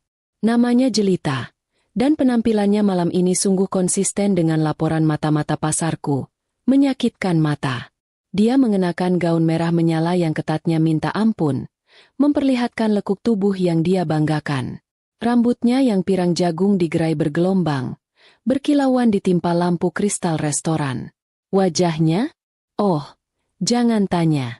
Bedaknya tebal sekali. Mungkin kalau dia tersenyum terlalu lebar, bedaknya bisa retak seperti tanah kemarau. Lipstik merah cabai menghiasi bibirnya. Warna yang sama persis dengan noda di kerah suamiku. Bu Broto yang sedang asyik menggerogoti cangkang kepiting, seketika berhenti mengunyah. Matanya melotot, pipinya menggembung penuh makanan, membuat wajahnya terlihat lucu persis ikan mas koki yang kaget diketuk kaca akuariumnya. Dia menatap Jelita dari ujung rambut sampai ujung kaki dengan pandangan menilai. Mungkin dalam hatinya dia sedang menghitung berapa harga gaun dan perhiasan yang dipakai wanita asing ini. Mas Bimo, panggil Jelita dengan suara manja yang dibuat-buat. Tapi volumenya cukup keras untuk membuat pelayan di luar ruangan menoleh. Katanya mau jemput aku di salon? Kok malah asyik makan-makan di sini? Kamu lupa ya sama janji kita? Mas Bimo, yang sedari tadi sudah pucat, kini warnanya berubah menjadi abu-abu. Dia mencoba berdiri, tapi lututnya sepertinya lemas. Jadi dia hanya bisa setengah berdiri dengan posisi canggung, seperti orang yang celananya tersangkut paku kursi. Mulutnya membuka menutup tanpa suara. Keringat dingin mengucur deras membasahi kerah kemejanya yang mahal. Dek Jelita. Ini. Mas lagi-lagi. Mas Bimo tergagap parah. Otaknya pasti sedang konslet mencari alasan yang masuk akal. Tapi situasi ini jelas tidak ada logikanya. Jelita tidak peduli dengan kegugupan Mas Bimo. Dia melangkah masuk dengan bunyi tak tiktuk sepatu hak tingginya yang nyaring di lantai marmer. Tanpa permisi, dia menarik kursi kosong di sebelah Mas Bimo dan duduk di sana dengan santai, seolah dia memang bagian dari keluarga ini. Dia mengibaskan rambut pirangnya, menyebarkan aroma parfum pasar malam itu ke seluruh meja, membuat selera makanku yang tadinya memang sudah tipis, kini hilang sama sekali. Bu Broto akhirnya berhasil menelan kepiting di mulutnya dengan susah payah. Dia memandang Jelita dengan tatapan tersinggung. Mbak, Anda ini siapa? Datang-datang tidak sopan. Main duduk, marah-marah sama anak saya. Ini acara keluarga terhormat, bukan panggung dangdut. Semprot Bu Broto galak. Dia memang tidak suka ada wanita lain yang terlihat lebih menonjol daripada dirinya. Jelita menoleh ke arah Bu Broto, lalu tertawa kecil, tawa yang meremehkan. Oh, ini pasti ibunya Mas Bimo ya? Ibu mertua cerewet yang sering Mas Bimo ceritakan? Kenalkan, Bu. Saya Jelita, calon menantu ibu yang sebenarnya. Yang lebih cantik, lebih muda, dan lebih pantas mendampingi direktur kaya seperti Mas Bimo, daripada. Jelita menjeda kalimatnya. Lalu matanya beralih menatapku. Tatapannya penuh ejekan. Seolah aku ini hanyalah serangga kecil yang menempel di dinding. Daripada wanita kampung yang pakai baju hitam-hitam kayak mau melayat ini. Siapa dia, Mas? Pembantu di rumah yang kamu ajak makan karena kasihan. Satu kalimat itu meledak di udara. Pembantu. Jadi begitu cara Mas Bimo mendeskripsikan istrinya sendiri kepada selingkuhannya? Aku menatap Mas Bimo. Pria itu kini menunduk dalam-dalam, menatap piring kosongnya seolah di sana ada lubang untuk sembunyi. Dia tidak berani membela, tidak berani membantah. Pengecut sejati. Bu Broto ternganga. Pembantu? Jaga mulutmu ya. Itu menantu saya, Sari. Aku mengangkat tangan, menahan Bu Broto agar tidak meledak lebih lanjut. Dengan gerakan sangat tenang dan lambat, aku mengambil gelas air putihku, menyesapnya sedikit untuk membasahi tenggorokan, lalu meletakkannya kembali tanpa suara. Aku menatap Jelita tepat di matanya, lalu tersenyum tipis. Sangat tipis. Selamat malam, Mbak Jelita. Sapaku lembut. Nadanya ramah tapi dingin. Silakan duduk yang nyaman. Tidak perlu sungkan. Mumpung makanannya masih hangat. Walau suasananya sudah mulai panas. Oh ya, perhiasannya bagus sekali. Emas murni ya? Beli di toko Sumber Rejeki kemarin siang bukan? Wajah Jelita sedikit berubah mendengar detail spesifik itu. Tapi dia segera menutupinya dengan kesombongan. Tahu dari mana kamu? Iya dong, Mas Bimo yang belikan. Dia kan sayang banget sama aku. Beda sama kamu, istri tidak tahu diri yang bisanya cuma numpang hidup dan habisin uang suami. Aku tertawa kecil. Tawa yang benar-benar geli. Lucu sekali dunia ini. Maling teriak maling. Benalu teriak benalu. Jelita ini benar-benar tidak tahu kalau dia sedang duduk di atas bom waktu. Dan dia sendiri yang memegang korek apinya. Wah, Mas Bimo memang baik sekali ya. Ujarku sambil melirik suamiku yang kini terlihat seperti ingin menangis. Mas, kok diam saja? Kenalkan dong calon menantu idaman ibu ini dengan benar. Ceritakan juga dong, uang yang dipakai beli emas itu uang dari mana? Biar Mbak Jelita makin kagum sama kehebatan Mas Bimo. Mas Bimo gemetar hebat. Dia tahu aku sedang memegang kartu asnya. Dia tahu kalau dia bicara salah sedikit saja, aku bisa membongkar semuanya di sini. Tapi dia juga takut pada Jelita yang sepertinya siap mencakar wajahnya kalau dia tidak diakui. Jelita yang tidak sabar melihat kebisuan Mas Bimo, langsung mengambil alih panggung. Dia berdiri lagi, menggebrak meja makan sampai sendok dan garpu berdenting kaget. Matanya nyalang menatap Mas Bimo, menuntut kepastian yang sudah lama dijanjikan. Mas Bimo, aku sudah capek ya main peta umpet. Kamu bilang istri kamu ini bodoh, jelek, dan cuma beban. Kamu bilang mau ceraikan dia bulan ini. Sekarang buktikan omonganmu. Aku tidak mau lagi jadi simpanan yang disembunyikan kayak barang curian. Bu Broto memegang dadanya. Wajahnya pucat. Bimo, apa maksud perempuan ini? Kamu mau ceraikan Sari? Sari yang punya. Bu Broto hampir keceplosan menyebutkan fakta bahwa akulah pemilik harta. Tapi dia menelannya kembali karena gengsi. Suasana restoran yang tenang dan elegan seketika berubah tegang. Beberapa pengunjung di meja sebelah mulai menoleh, berbisik-bisik sambil menunjuk ke arah meja kami. Tontonan gratis ini sepertinya lebih menarik daripada makanan mahal di piring mereka. Aku masih duduk tenang, menyandarkan punggung di kursi empuk. Tanganku terlipat di pangkuan, memainkan cincin kawin longgar di jariku. Aku melihat Mas Bimo, lalu melihat Jelita, lalu melihat Bu Broto. 3 orang yang hidup dalam kepalsuan, kini terjebak dalam satu meja bundar. Teruskan, Mbak Jelita, kataku memprovokasi dengan nada santai. Saya suka semangat Mbak. Ayo, tuntut hak Mbak. Mas Bimo pasti punya jawaban yang menarik. Dan benar saja, Jelita yang merasa didukung, walau sebenarnya aku sedang menyiram bensin, semakin menjadi-jadi. Dia menatap Mas Bimo dengan tatapan membunuh, bersiap mengeluarkan kalimat pamungkas yang akan mengubah nasib kami semua malam ini. Mas Bimo menatapku dengan pandangan memohon, seolah berkata, tolong aku, Dek, tapi aku hanya membalasnya dengan tatapan kosong. Maaf, Mas, toko bantuan sudah tutup. Sekarang saatnya penagihan. Keheningan di meja bundar itu terasa menyesakan. Seolah oksigen di ruangan ini tersedot habis oleh ego manusia-manusia serakah di hadapanku. Jelita berdiri tegak. Napasnya memburu menahan amarah. Dadanya naik turun seirama dengan kilauan kalung emas di lehernya. Dia merasa menang. Merasa memiliki kuasa penuh atas pria lemah yang sedang menunduk gemetar di kursi sebelahnya. Bu Broto masih memegang dadanya. Matanya berpindah-pindah antara anak kebanggaannya dan wanita asing yang baru saja menghina menantunya. Jelita mencondongkan tubuhnya ke arah Mas Bimo. Telunjuknya yang lentik dengan kuku bercat merah menuding tepat ke wajah suamiku. Dengar ya, Mas. Suaranya melengking tajam, membelah keheningan restoran. Aku sudah bosan nunggu janji manis kamu.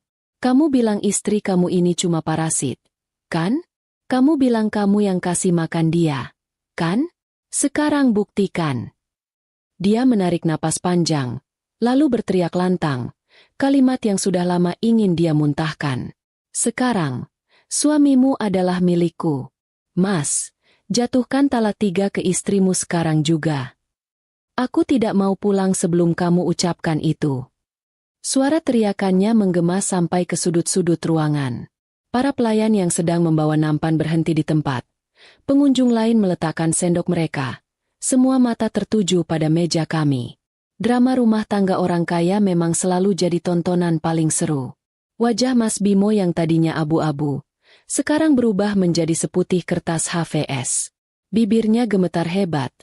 Keringat dingin mengalir deras dari pelipisnya seperti air keran bocor. Dia menatap Jelita dengan pandangan ngeri.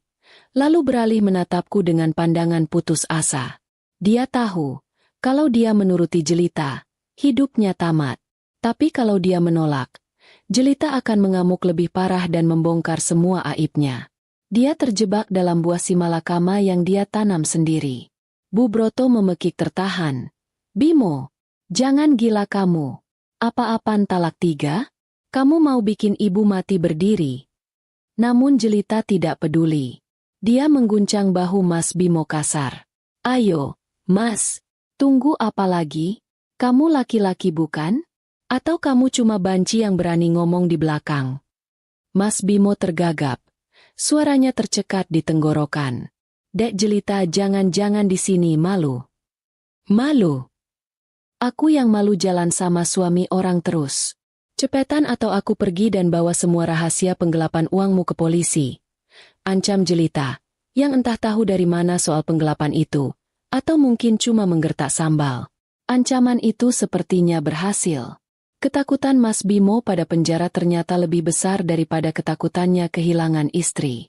Dengan suara bergetar, nyaris tak terdengar, dia menatap meja dan bergumam. Sari, Mas talak kamu 3 kali. Dut, bom itu meledak. Tapi anehnya, tidak ada tangisan, tidak ada histeris. Bu Broto yang mendengar itu langsung lemas, menyandarkan punggungnya ke kursi dengan mata kosong. Mas Bimo menutup wajahnya dengan kedua tangan. Bahunya terguncang bukan karena menangis sedih, tapi karena ketakutan yang amat sangat. Jelita tersenyum lebar, senyum kemenangan yang mengerikan. Dia berkacak pinggang, menatapku dengan angkuh. Nah, dengarkan, Bu Sari, kamu sudah ditalak. Sekarang kamu bukan siapa-siapa lagi. Jadi tolong, angkat kaki dari kehidupan Mas Bimo.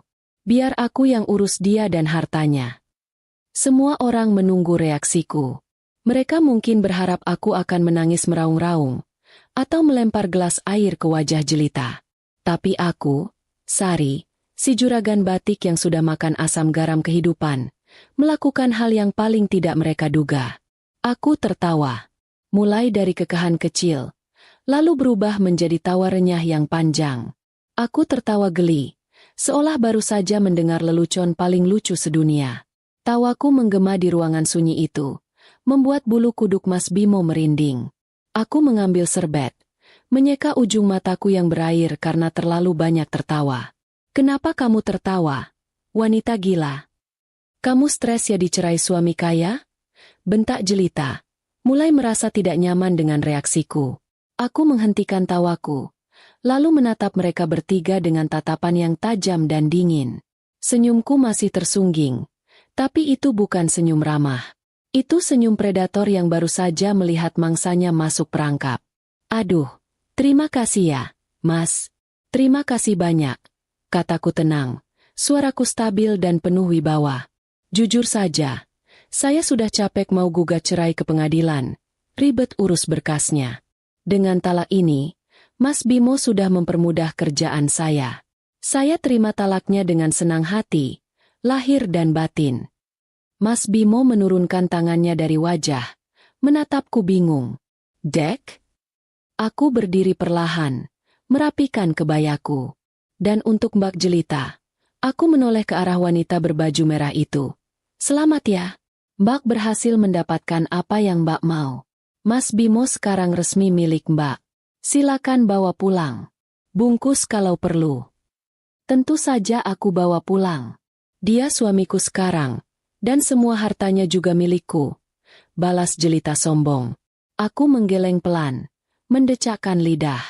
Mbak Jelita ini cantik, tapi sayang kurang riset. Mas Bimo, kamu tidak cerita sama calon istrimu ini? Cerita apa? Tanya Jelita curiga, matanya menyipit. Aku mengambil tas tanganku, mengeluarkan sebuah map coklat yang sudah kusiapkan dari rumah. Ini, kataku sambil melempar map itu ke tengah meja. Ini adalah surat perjanjian pranikah dan bukti kepemilikan aset. Coba Mbak baca kalau bisa baca huruf hukum. Jelita menyambar map itu dengan kasar, membukanya. Matanya bergerak cepat membaca baris demi baris. Wajahnya yang tadinya merah karena marah, perlahan memucat. Matanya membelalak lebar saat membaca bagian, pemilik aset. Rumah, atas nama Sari. Pabrik, atas nama Sari. Tanah, atas nama Sari. Mobil, atas nama Sari. Rekening, atas nama Sari. Suara Jelita mengecil di setiap kata. Gemetar. Aku tersenyum puas. Betul sekali. Mas Bimo yang Mbak banggakan itu, secara hukum statusnya cuma pengelola yang digaji. Dan gajinya pun, kalau boleh jujur, sering dia habiskan buat traktir wanita seperti Mbak. Jadi, harta yang Mbak bilang milik Mas Bimo itu, nol besar, kosong, fong. Aku beralih menatap Mas Bimo yang kini terlihat seperti mayat hidup. Dan karena Mas sudah menalak saya, berarti Mas sudah siap keluar dari rumah saya malam ini juga kan? Fasilitas dicabut. Mas, mobil sedan di depan itu kuncinya saya minta sekarang. Silakan pulang naik taksi, atau minta jemput pacar barumu yang kaya raya ini. Jelita melempar map itu ke wajah Mas Bimo. Kamu bohong. Kamu bilang kamu yang punya pabrik. Kamu bilang istrimu cuma numpang hidup. Bimo, kamu tipu aku. Teriak Jelita histeris. Mas Bimo tidak bisa menjawab. Dia hanya menunduk dalam. Air mata ketakutan mulai menetes. Bu Broto yang sedari tadi diam, tiba-tiba bangun dari syoknya. Sari, Nduk, jangan begitu. Masa kamu tega usir suami dan mertua sendiri? Kita kan keluarga. Aku menatap Bu Broto dingin. Keluarga?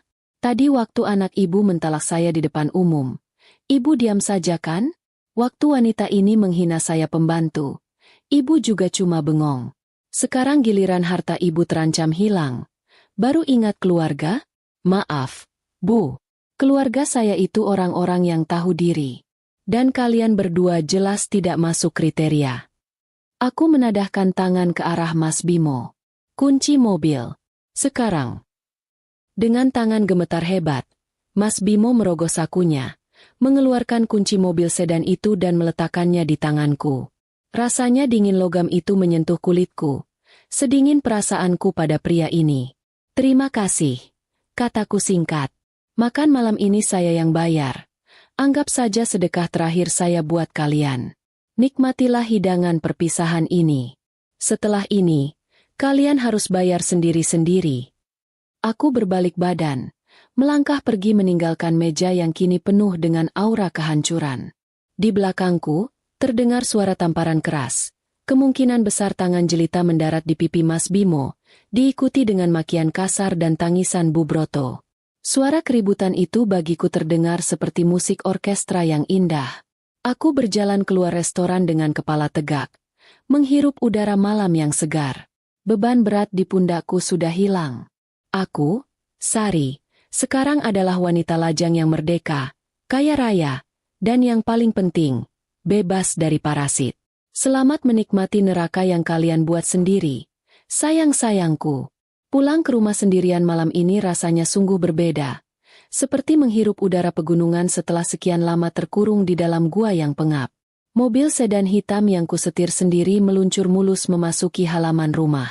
Pak Min, sopir setia yang tadi ku minta pulang lebih dulu naik ojek, sudah siaga membukakan pintu gerbang besi yang menjulang tinggi. Wajah Pak Min terlihat tegang. Mungkin dia sudah mendengar kabar burung atau merasakan aura perang yang kubawa pulang. Pak Min, kunci gembok gerbangnya. Jangan dibuka untuk siapapun kecuali saya yang suruh. Kalau ada taksi atau ojek berhenti di depan, biarkan saja di luar pagar.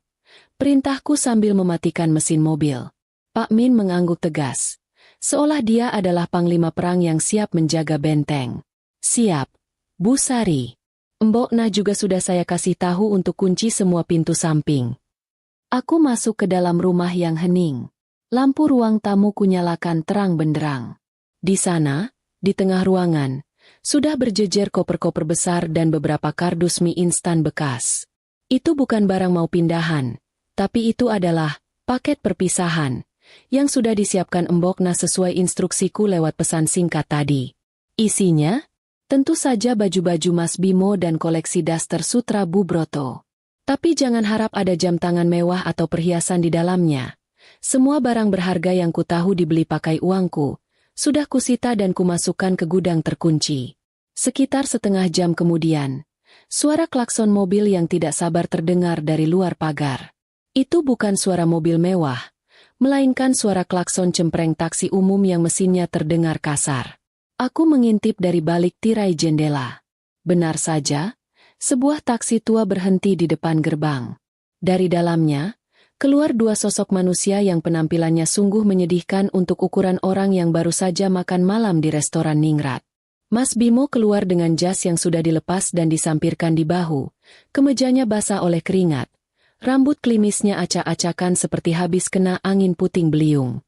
Di sebelahnya, Bu Broto tertatih-tatih dengan gaun hijaunya yang gemerlap. Payet-payet di bajunya masih berkilauan ditimpa lampu jalan. Tapi wajahnya suram seperti langit mendung mau hujan badai.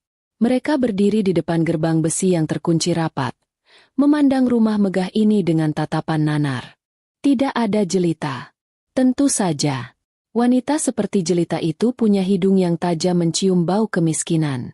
Begitu tahu Mas Bimo bukan pemilik pabrik dan baru saja dipecat jadi suami, dia pasti langsung lari terbirit-birit menyelamatkan diri. Mana mau dia ikut naik taksi umum berdesak-desakan dengan mantan mertua yang cerewet? Sari, buka pintunya. Kamu jangan kurang ajar ya mengunci ibu di luar. Teriak Bu Broto sambil mengguncang-guncang pagar besi. Suaranya serak. Mungkin habis menangis atau kebanyakan teriak di restoran tadi. Mas Bimo tidak berteriak. Dia hanya menempelkan wajahnya di sela-sela jeruji pagar. Persis narapidana yang memohon belas kasihan sipir penjara. Dek, tolong dek. Mas tidak punya uang buat bayar taksi, dompet mas kosong. Aku berjalan keluar menuju teras, tapi tidak mendekat ke pagar. Aku berdiri cukup jauh, di batas aman di mana mereka bisa melihatku tapi tidak bisa menyentuhku.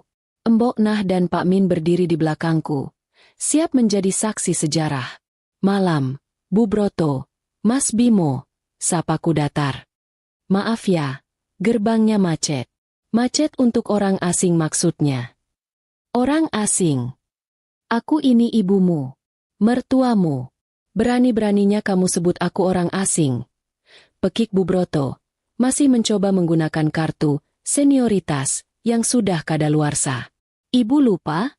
Tadi anak ibu sudah menjatuhkan talak 3. Secara agama dan sebentar lagi secara negara. Kita sudah bukan siapa-siapa. Jadi, rumah ini sekarang kembali jadi rumah saya. Sari, si penjual batik. Bukan rumah, keluarga ningrat, hayalan ibu. Jawabku tenang. Mas Bimo mulai menangis. Kali ini tangisannya terdengar pilu. Campuran antara rasa malu dan rasa takut tidur di pos ronda. Dek Sari, maafkan Mas. Tadi itu Mas hilaf. Mas dipaksa jelita. Jelita jahat. Dek. Dia langsung pergi begitu tahu Mas tidak punya apa-apa. Dia lempar cincin tunangan palsu ke muka Mas. Mas cuma punya kamu, Dek. Aku tertawa kecil. Loh, kok lapor ke saya? Kan tadi Mas sendiri yang bilang kalau jelita itu cinta mati sama Mas. Kejar dong. Masa baru susah sedikit sudah menyerah? Buktikan kalau cinta kalian itu murni, bukan karena harta saya. Pak Min maju ke depan, menyeret koper-koper dan kardus bekas itu mendekati pagar. Dengan sigap, dia melemparkan barang-barang itu melewati pagar yang tingginya 2 meter. Brak, buk, koper mendarat di aspal. Kardus penyok sedikit. Pemandangan itu sungguh ironis. Baju-baju mahal yang biasa mereka banggakan, sekarang tergeletak di jalanan berdebu seperti sampah. Itu barang-barang pribadi kalian. Baju, celana dalam, dan obat rematik ibu sudah saya masukkan semua. Jangan khawatir. Saya tidak ambil sehelai benang pun yang memang hak kalian. Tapi mobil, perhiasan, dan barang elektronik, semua tetap di sini. Itu aset perusahaan. Jelasku tegas. Bu Broto memungut salah satu koper dengan tangan gemetar. Kamu tega, Sari. Kamu tega biarkan kami menggelandang malam-malam begini? Kemana kami harus tidur? Bukan urusan saya, jawabku singkat. Ibu kan punya banyak teman arisan sosialita? Coba telepon mereka. Siapa tahu ada yang mau menampung. Atau telepon saudara-saudara ibu yang dulu sering ibu pameri kekayaan Mas Bimo. Pasti mereka senang membantu orang kaya yang lagi kesusahan. Wajah Bu Broto merah padam.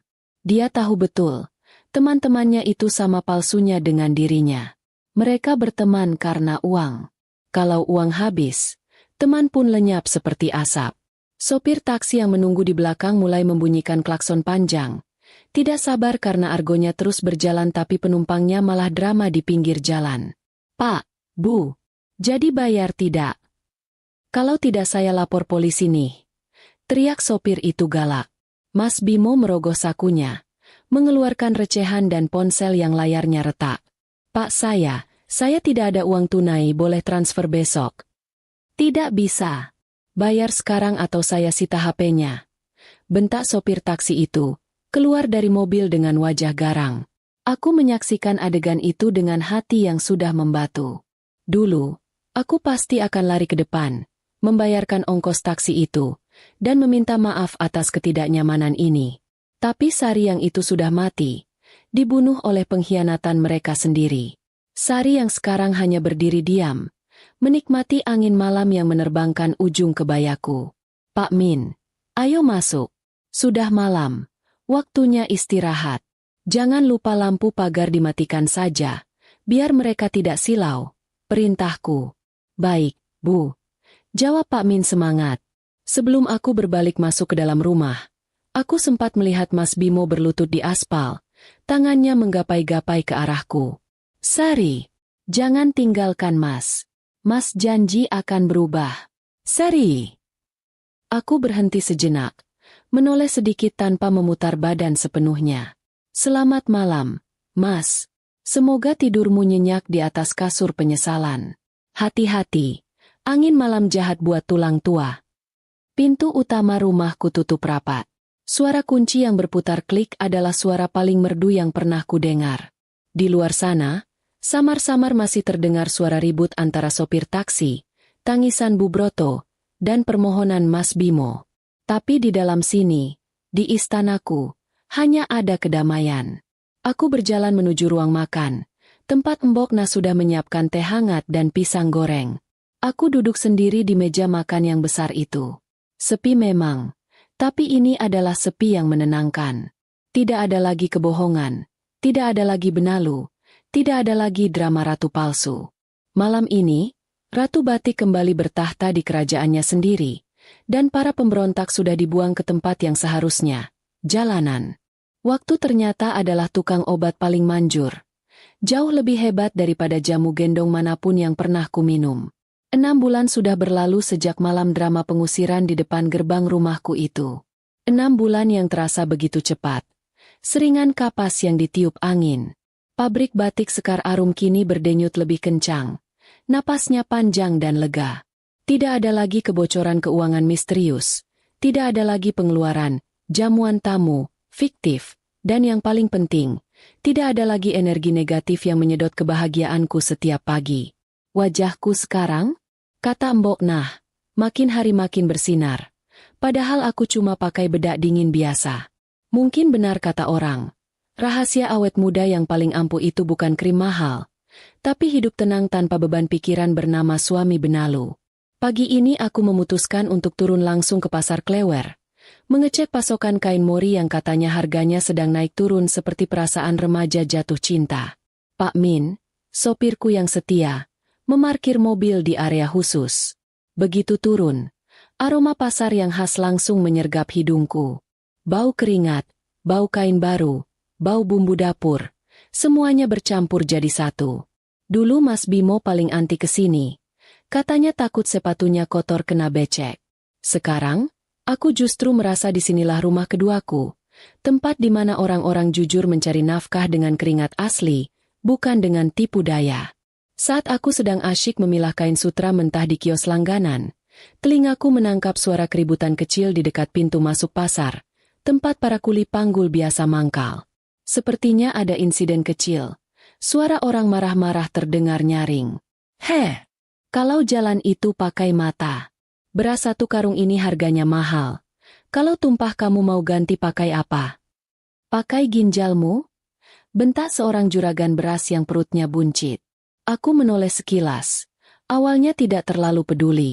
Tapi mataku terpaku pada sosok kuli panggul yang sedang dimarahi itu. Pria itu kurus. Kulitnya yang dulu putih mulus kini terbakar matahari menjadi coklat kusam dan berminyak. Dia memakai kaos partai yang sudah bolong di bagian ketiak. Dan celana pendek kucel yang warnanya sudah tidak jelas. Dia menunduk dalam-dalam. Memohon ampun sambil memunguti butiran beras yang tercecer di lantai pasar yang kotor. Itu Mas Bimo. Mantan direktur utama fiktif yang dulu selalu wangi parfum melati pasar malam. Sekarang baunya apek keringat matahari. Hati kecilku berdesir. Bukan karena rindu. Tapi karena kaget melihat betapa cepatnya roda nasib berputar. Baru setengah tahun. Tapi dia sudah menua 10 tahun. Di mana gaya angkuhnya? Di mana dagu yang selalu diangkat tinggi itu? Semuanya lenyap. Digantikan oleh punggung yang membungkuk karena beban karung beras dan beban penyesalan. Aku melihat dari kejauhan, tersembunyi di balik tumpukan kain batik. Mas Bimo selesai memungut beras, lalu berjalan tertatih ke arah pojokan pasar, tempat penjual nasi pecel menggelar lapak. Di sana, duduk seorang wanita tua dengan rambut putih yang acak-acakan. Wanita itu sedang mengomel sendiri. Tangannya sibuk mengipas-ngipas lalat yang mengerubungi gorengan dingin di depannya. Itu Bu Broto. Mertuaku yang dulu hobi pamer gelang emas 5 susun. Sekarang cuma punya gelang karet bekas bungkus nasi di pergelangan tangannya. Bajunya bukan lagi daster sutra, tapi daster batik luntur yang kancingnya sudah lepas satu. Dia terlihat sedang menghitung uang receh logam di telapak tangannya. Wajahnya cemberut. Mungkin uangnya kurang buat beli minum. Bu, ini ada sisa upah sedikit tadi. Buat beli es teh 1 berdua ya? Kata Mas Bimo sambil menyerahkan uang receh hasil keringatnya. Bu Broto menepis tangan anaknya kasar. Cuma segini. Kamu ini laki-laki tidak berguna. Dulu kita makan kepiting saus madu. Sekarang minum es teh saja harus bagi 2. Ini semua gara-gara kamu bodoh. Coba kalau dulu kamu tidak ceraikan Sari, kita masih tidur di kasur empuk. Mas Bimo tidak menjawab. Dia hanya duduk di dingklik kayu kecil, menatap kosong ke arah keramaian pasar. Tatapan matanya mati, seperti orang yang jiwanya sudah lama pergi. Mereka berdua terjebak dalam lingkaran saling menyalahkan yang tidak akan pernah putus. Teman-teman sosialita Bu Broto, tentu saja sudah hilang ditelan bumi begitu tahu Bu Broto bangkrut. Jelita, kabar terakhir yang kudengar dari jaringan intelijen pasar. Dia sedang dikejar-kejar istri pejabat di kota sebelah karena kasus serupa, dan sekarang kabur entah kemana. Tanpa sadar, aku melangkah keluar dari kios kain. Niat awalku hanya ingin melihat. Tapi entah kenapa kakiku membawaku mendekat. Bukan untuk mengejek, bukan untuk pamer, tapi mungkin untuk memastikan bahwa hantu masa laluku benar-benar sudah tidak menakutkan lagi. Mas Bimo mendongak saat melihat bayangan seseorang menutupi sinar matahari yang menimpa wajahnya. Saat matanya bertemu dengan mataku, waktu seakan berhenti sejenak. Mulutnya ternganga, matanya membelalak lebar. Dia melihatku berdiri tegak dengan kebaya cerah dan senyum tenang. Kontras sekali dengan keadaannya yang menyedihkan. Sari? Bisiknya parau, suaranya tercekat. Bu Broto ikutan mendongak. Begitu melihatku, wajah keriputnya langsung berubah. Insting menjilatnya muncul lagi. Dia berusaha berdiri, meski lututnya gemetar. Sari, menantuku. Oh alah, Enduk, ibu rindu sekali sama kamu. Lihat kami, Enduk, kami menderita. Tolonglah, Enduk, kasih kami kerjaan apa saja. Jadi tukang sapu juga mau, asal boleh tinggal di paviliun belakang lagi. Mas Bimo juga menatapku dengan tatapan memohon yang sangat menyedihkan. Jack, Mas mau pulang. Aku memandang mereka berdua. Anehnya, tidak ada rasa benci lagi di hatiku.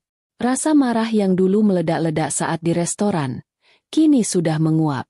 Yang tersisa hanya rasa kasihan, seperti melihat kucing jalanan yang kehujanan. Tapi kasihan bukan berarti bodoh. Aku sudah belajar mahal-mahal dari pengalaman ini. Aku membuka dompetku, mengambil 2 lembar uang berwarna merah. Bukan jumlah yang besar bagi pengusaha, tapi cukup besar bagi mereka saat ini. Aku meletakkannya di meja lapak nasi pecel itu. Bu Broto, Mas Bimo, sapaku pelan. Maaf, lowongan di rumah dan di pabrik sudah penuh. Diisi oleh orang-orang yang tahu cara bersyukur. Uang ini bukan untuk mengajak kalian kembali, tapi anggap saja sedekah Jumat dari hamba Allah. Pakai buat beli makan yang layak dan obat gosok buat kaki ibu. Bu Broto hendak menyambar tangan saya, tapi saya mundur selangkah dengan sigap. Sari, jangan pergi. Kamu kan kaya. Masa cuma kasih segini? Kami ini keluargamu. Aku tersenyum tipis. Keluarga saya ada di rumah, sedang bekerja dengan jujur. Dan ingat, Bu, dulu ibu sendiri yang bilang kalau saya ini orang asing dan pembantu. Jadi, terimalah sedekah dari mantan pembantu ini dengan lapang dada. Aku menatap Mas Bimo untuk terakhir kalinya. Mas, bekerjalah yang rajin. Keringat itu sehat. Loh, jauh lebih sehat daripada keringat dingin karena takut ditagih utang. Semoga hidupmu tenang dengan pilihanmu sendiri. Tanpa menunggu jawaban, aku berbalik badan. Di belakangku, terdengar suara Bu Broto yang menangis meraung-raung menyesali nasib, sementara Mas Bimo hanya diam membisu. Aku berjalan kembali menuju mobilku dengan langkah ringan. Rasanya benar-benar selesai. Halaman buku lama itu sudah tertutup rapat, dibakar habis, dan abunya sudah ditiup angin. Saat mobilku melaju meninggalkan pasar, Pak Min melirik lewat spion tengah. Bu Sari kelihatannya lega sekali. Senyum terus dari tadi. Iya, Pak Min. Rasanya seperti baru sembuh dari sakit gigi yang menahun. Sakitnya hilang, makannya jadi enak lagi. Jawabku sambil tertawa kecil. Aku melihat keluar jendela. Langit Solo begitu biru. Merapi terlihat gagah di kejauhan. Hidup ini lucu. Dulu aku takut sekali kehilangan suami. Takut menjadi janda. Takut omongan orang.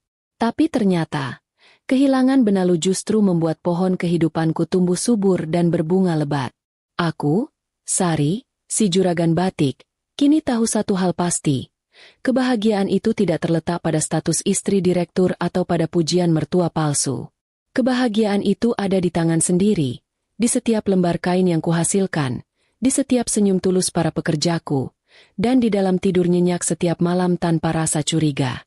Mas Bimo dan Bu Broto adalah guru kehidupan yang paling keras, dan aku berterima kasih karena berkat mereka. Aku menemukan versi terbaik dari diriku. Ratu sudah kembali ke singgasananya, dan kali ini, dia memerintah sendirian dengan bahagia.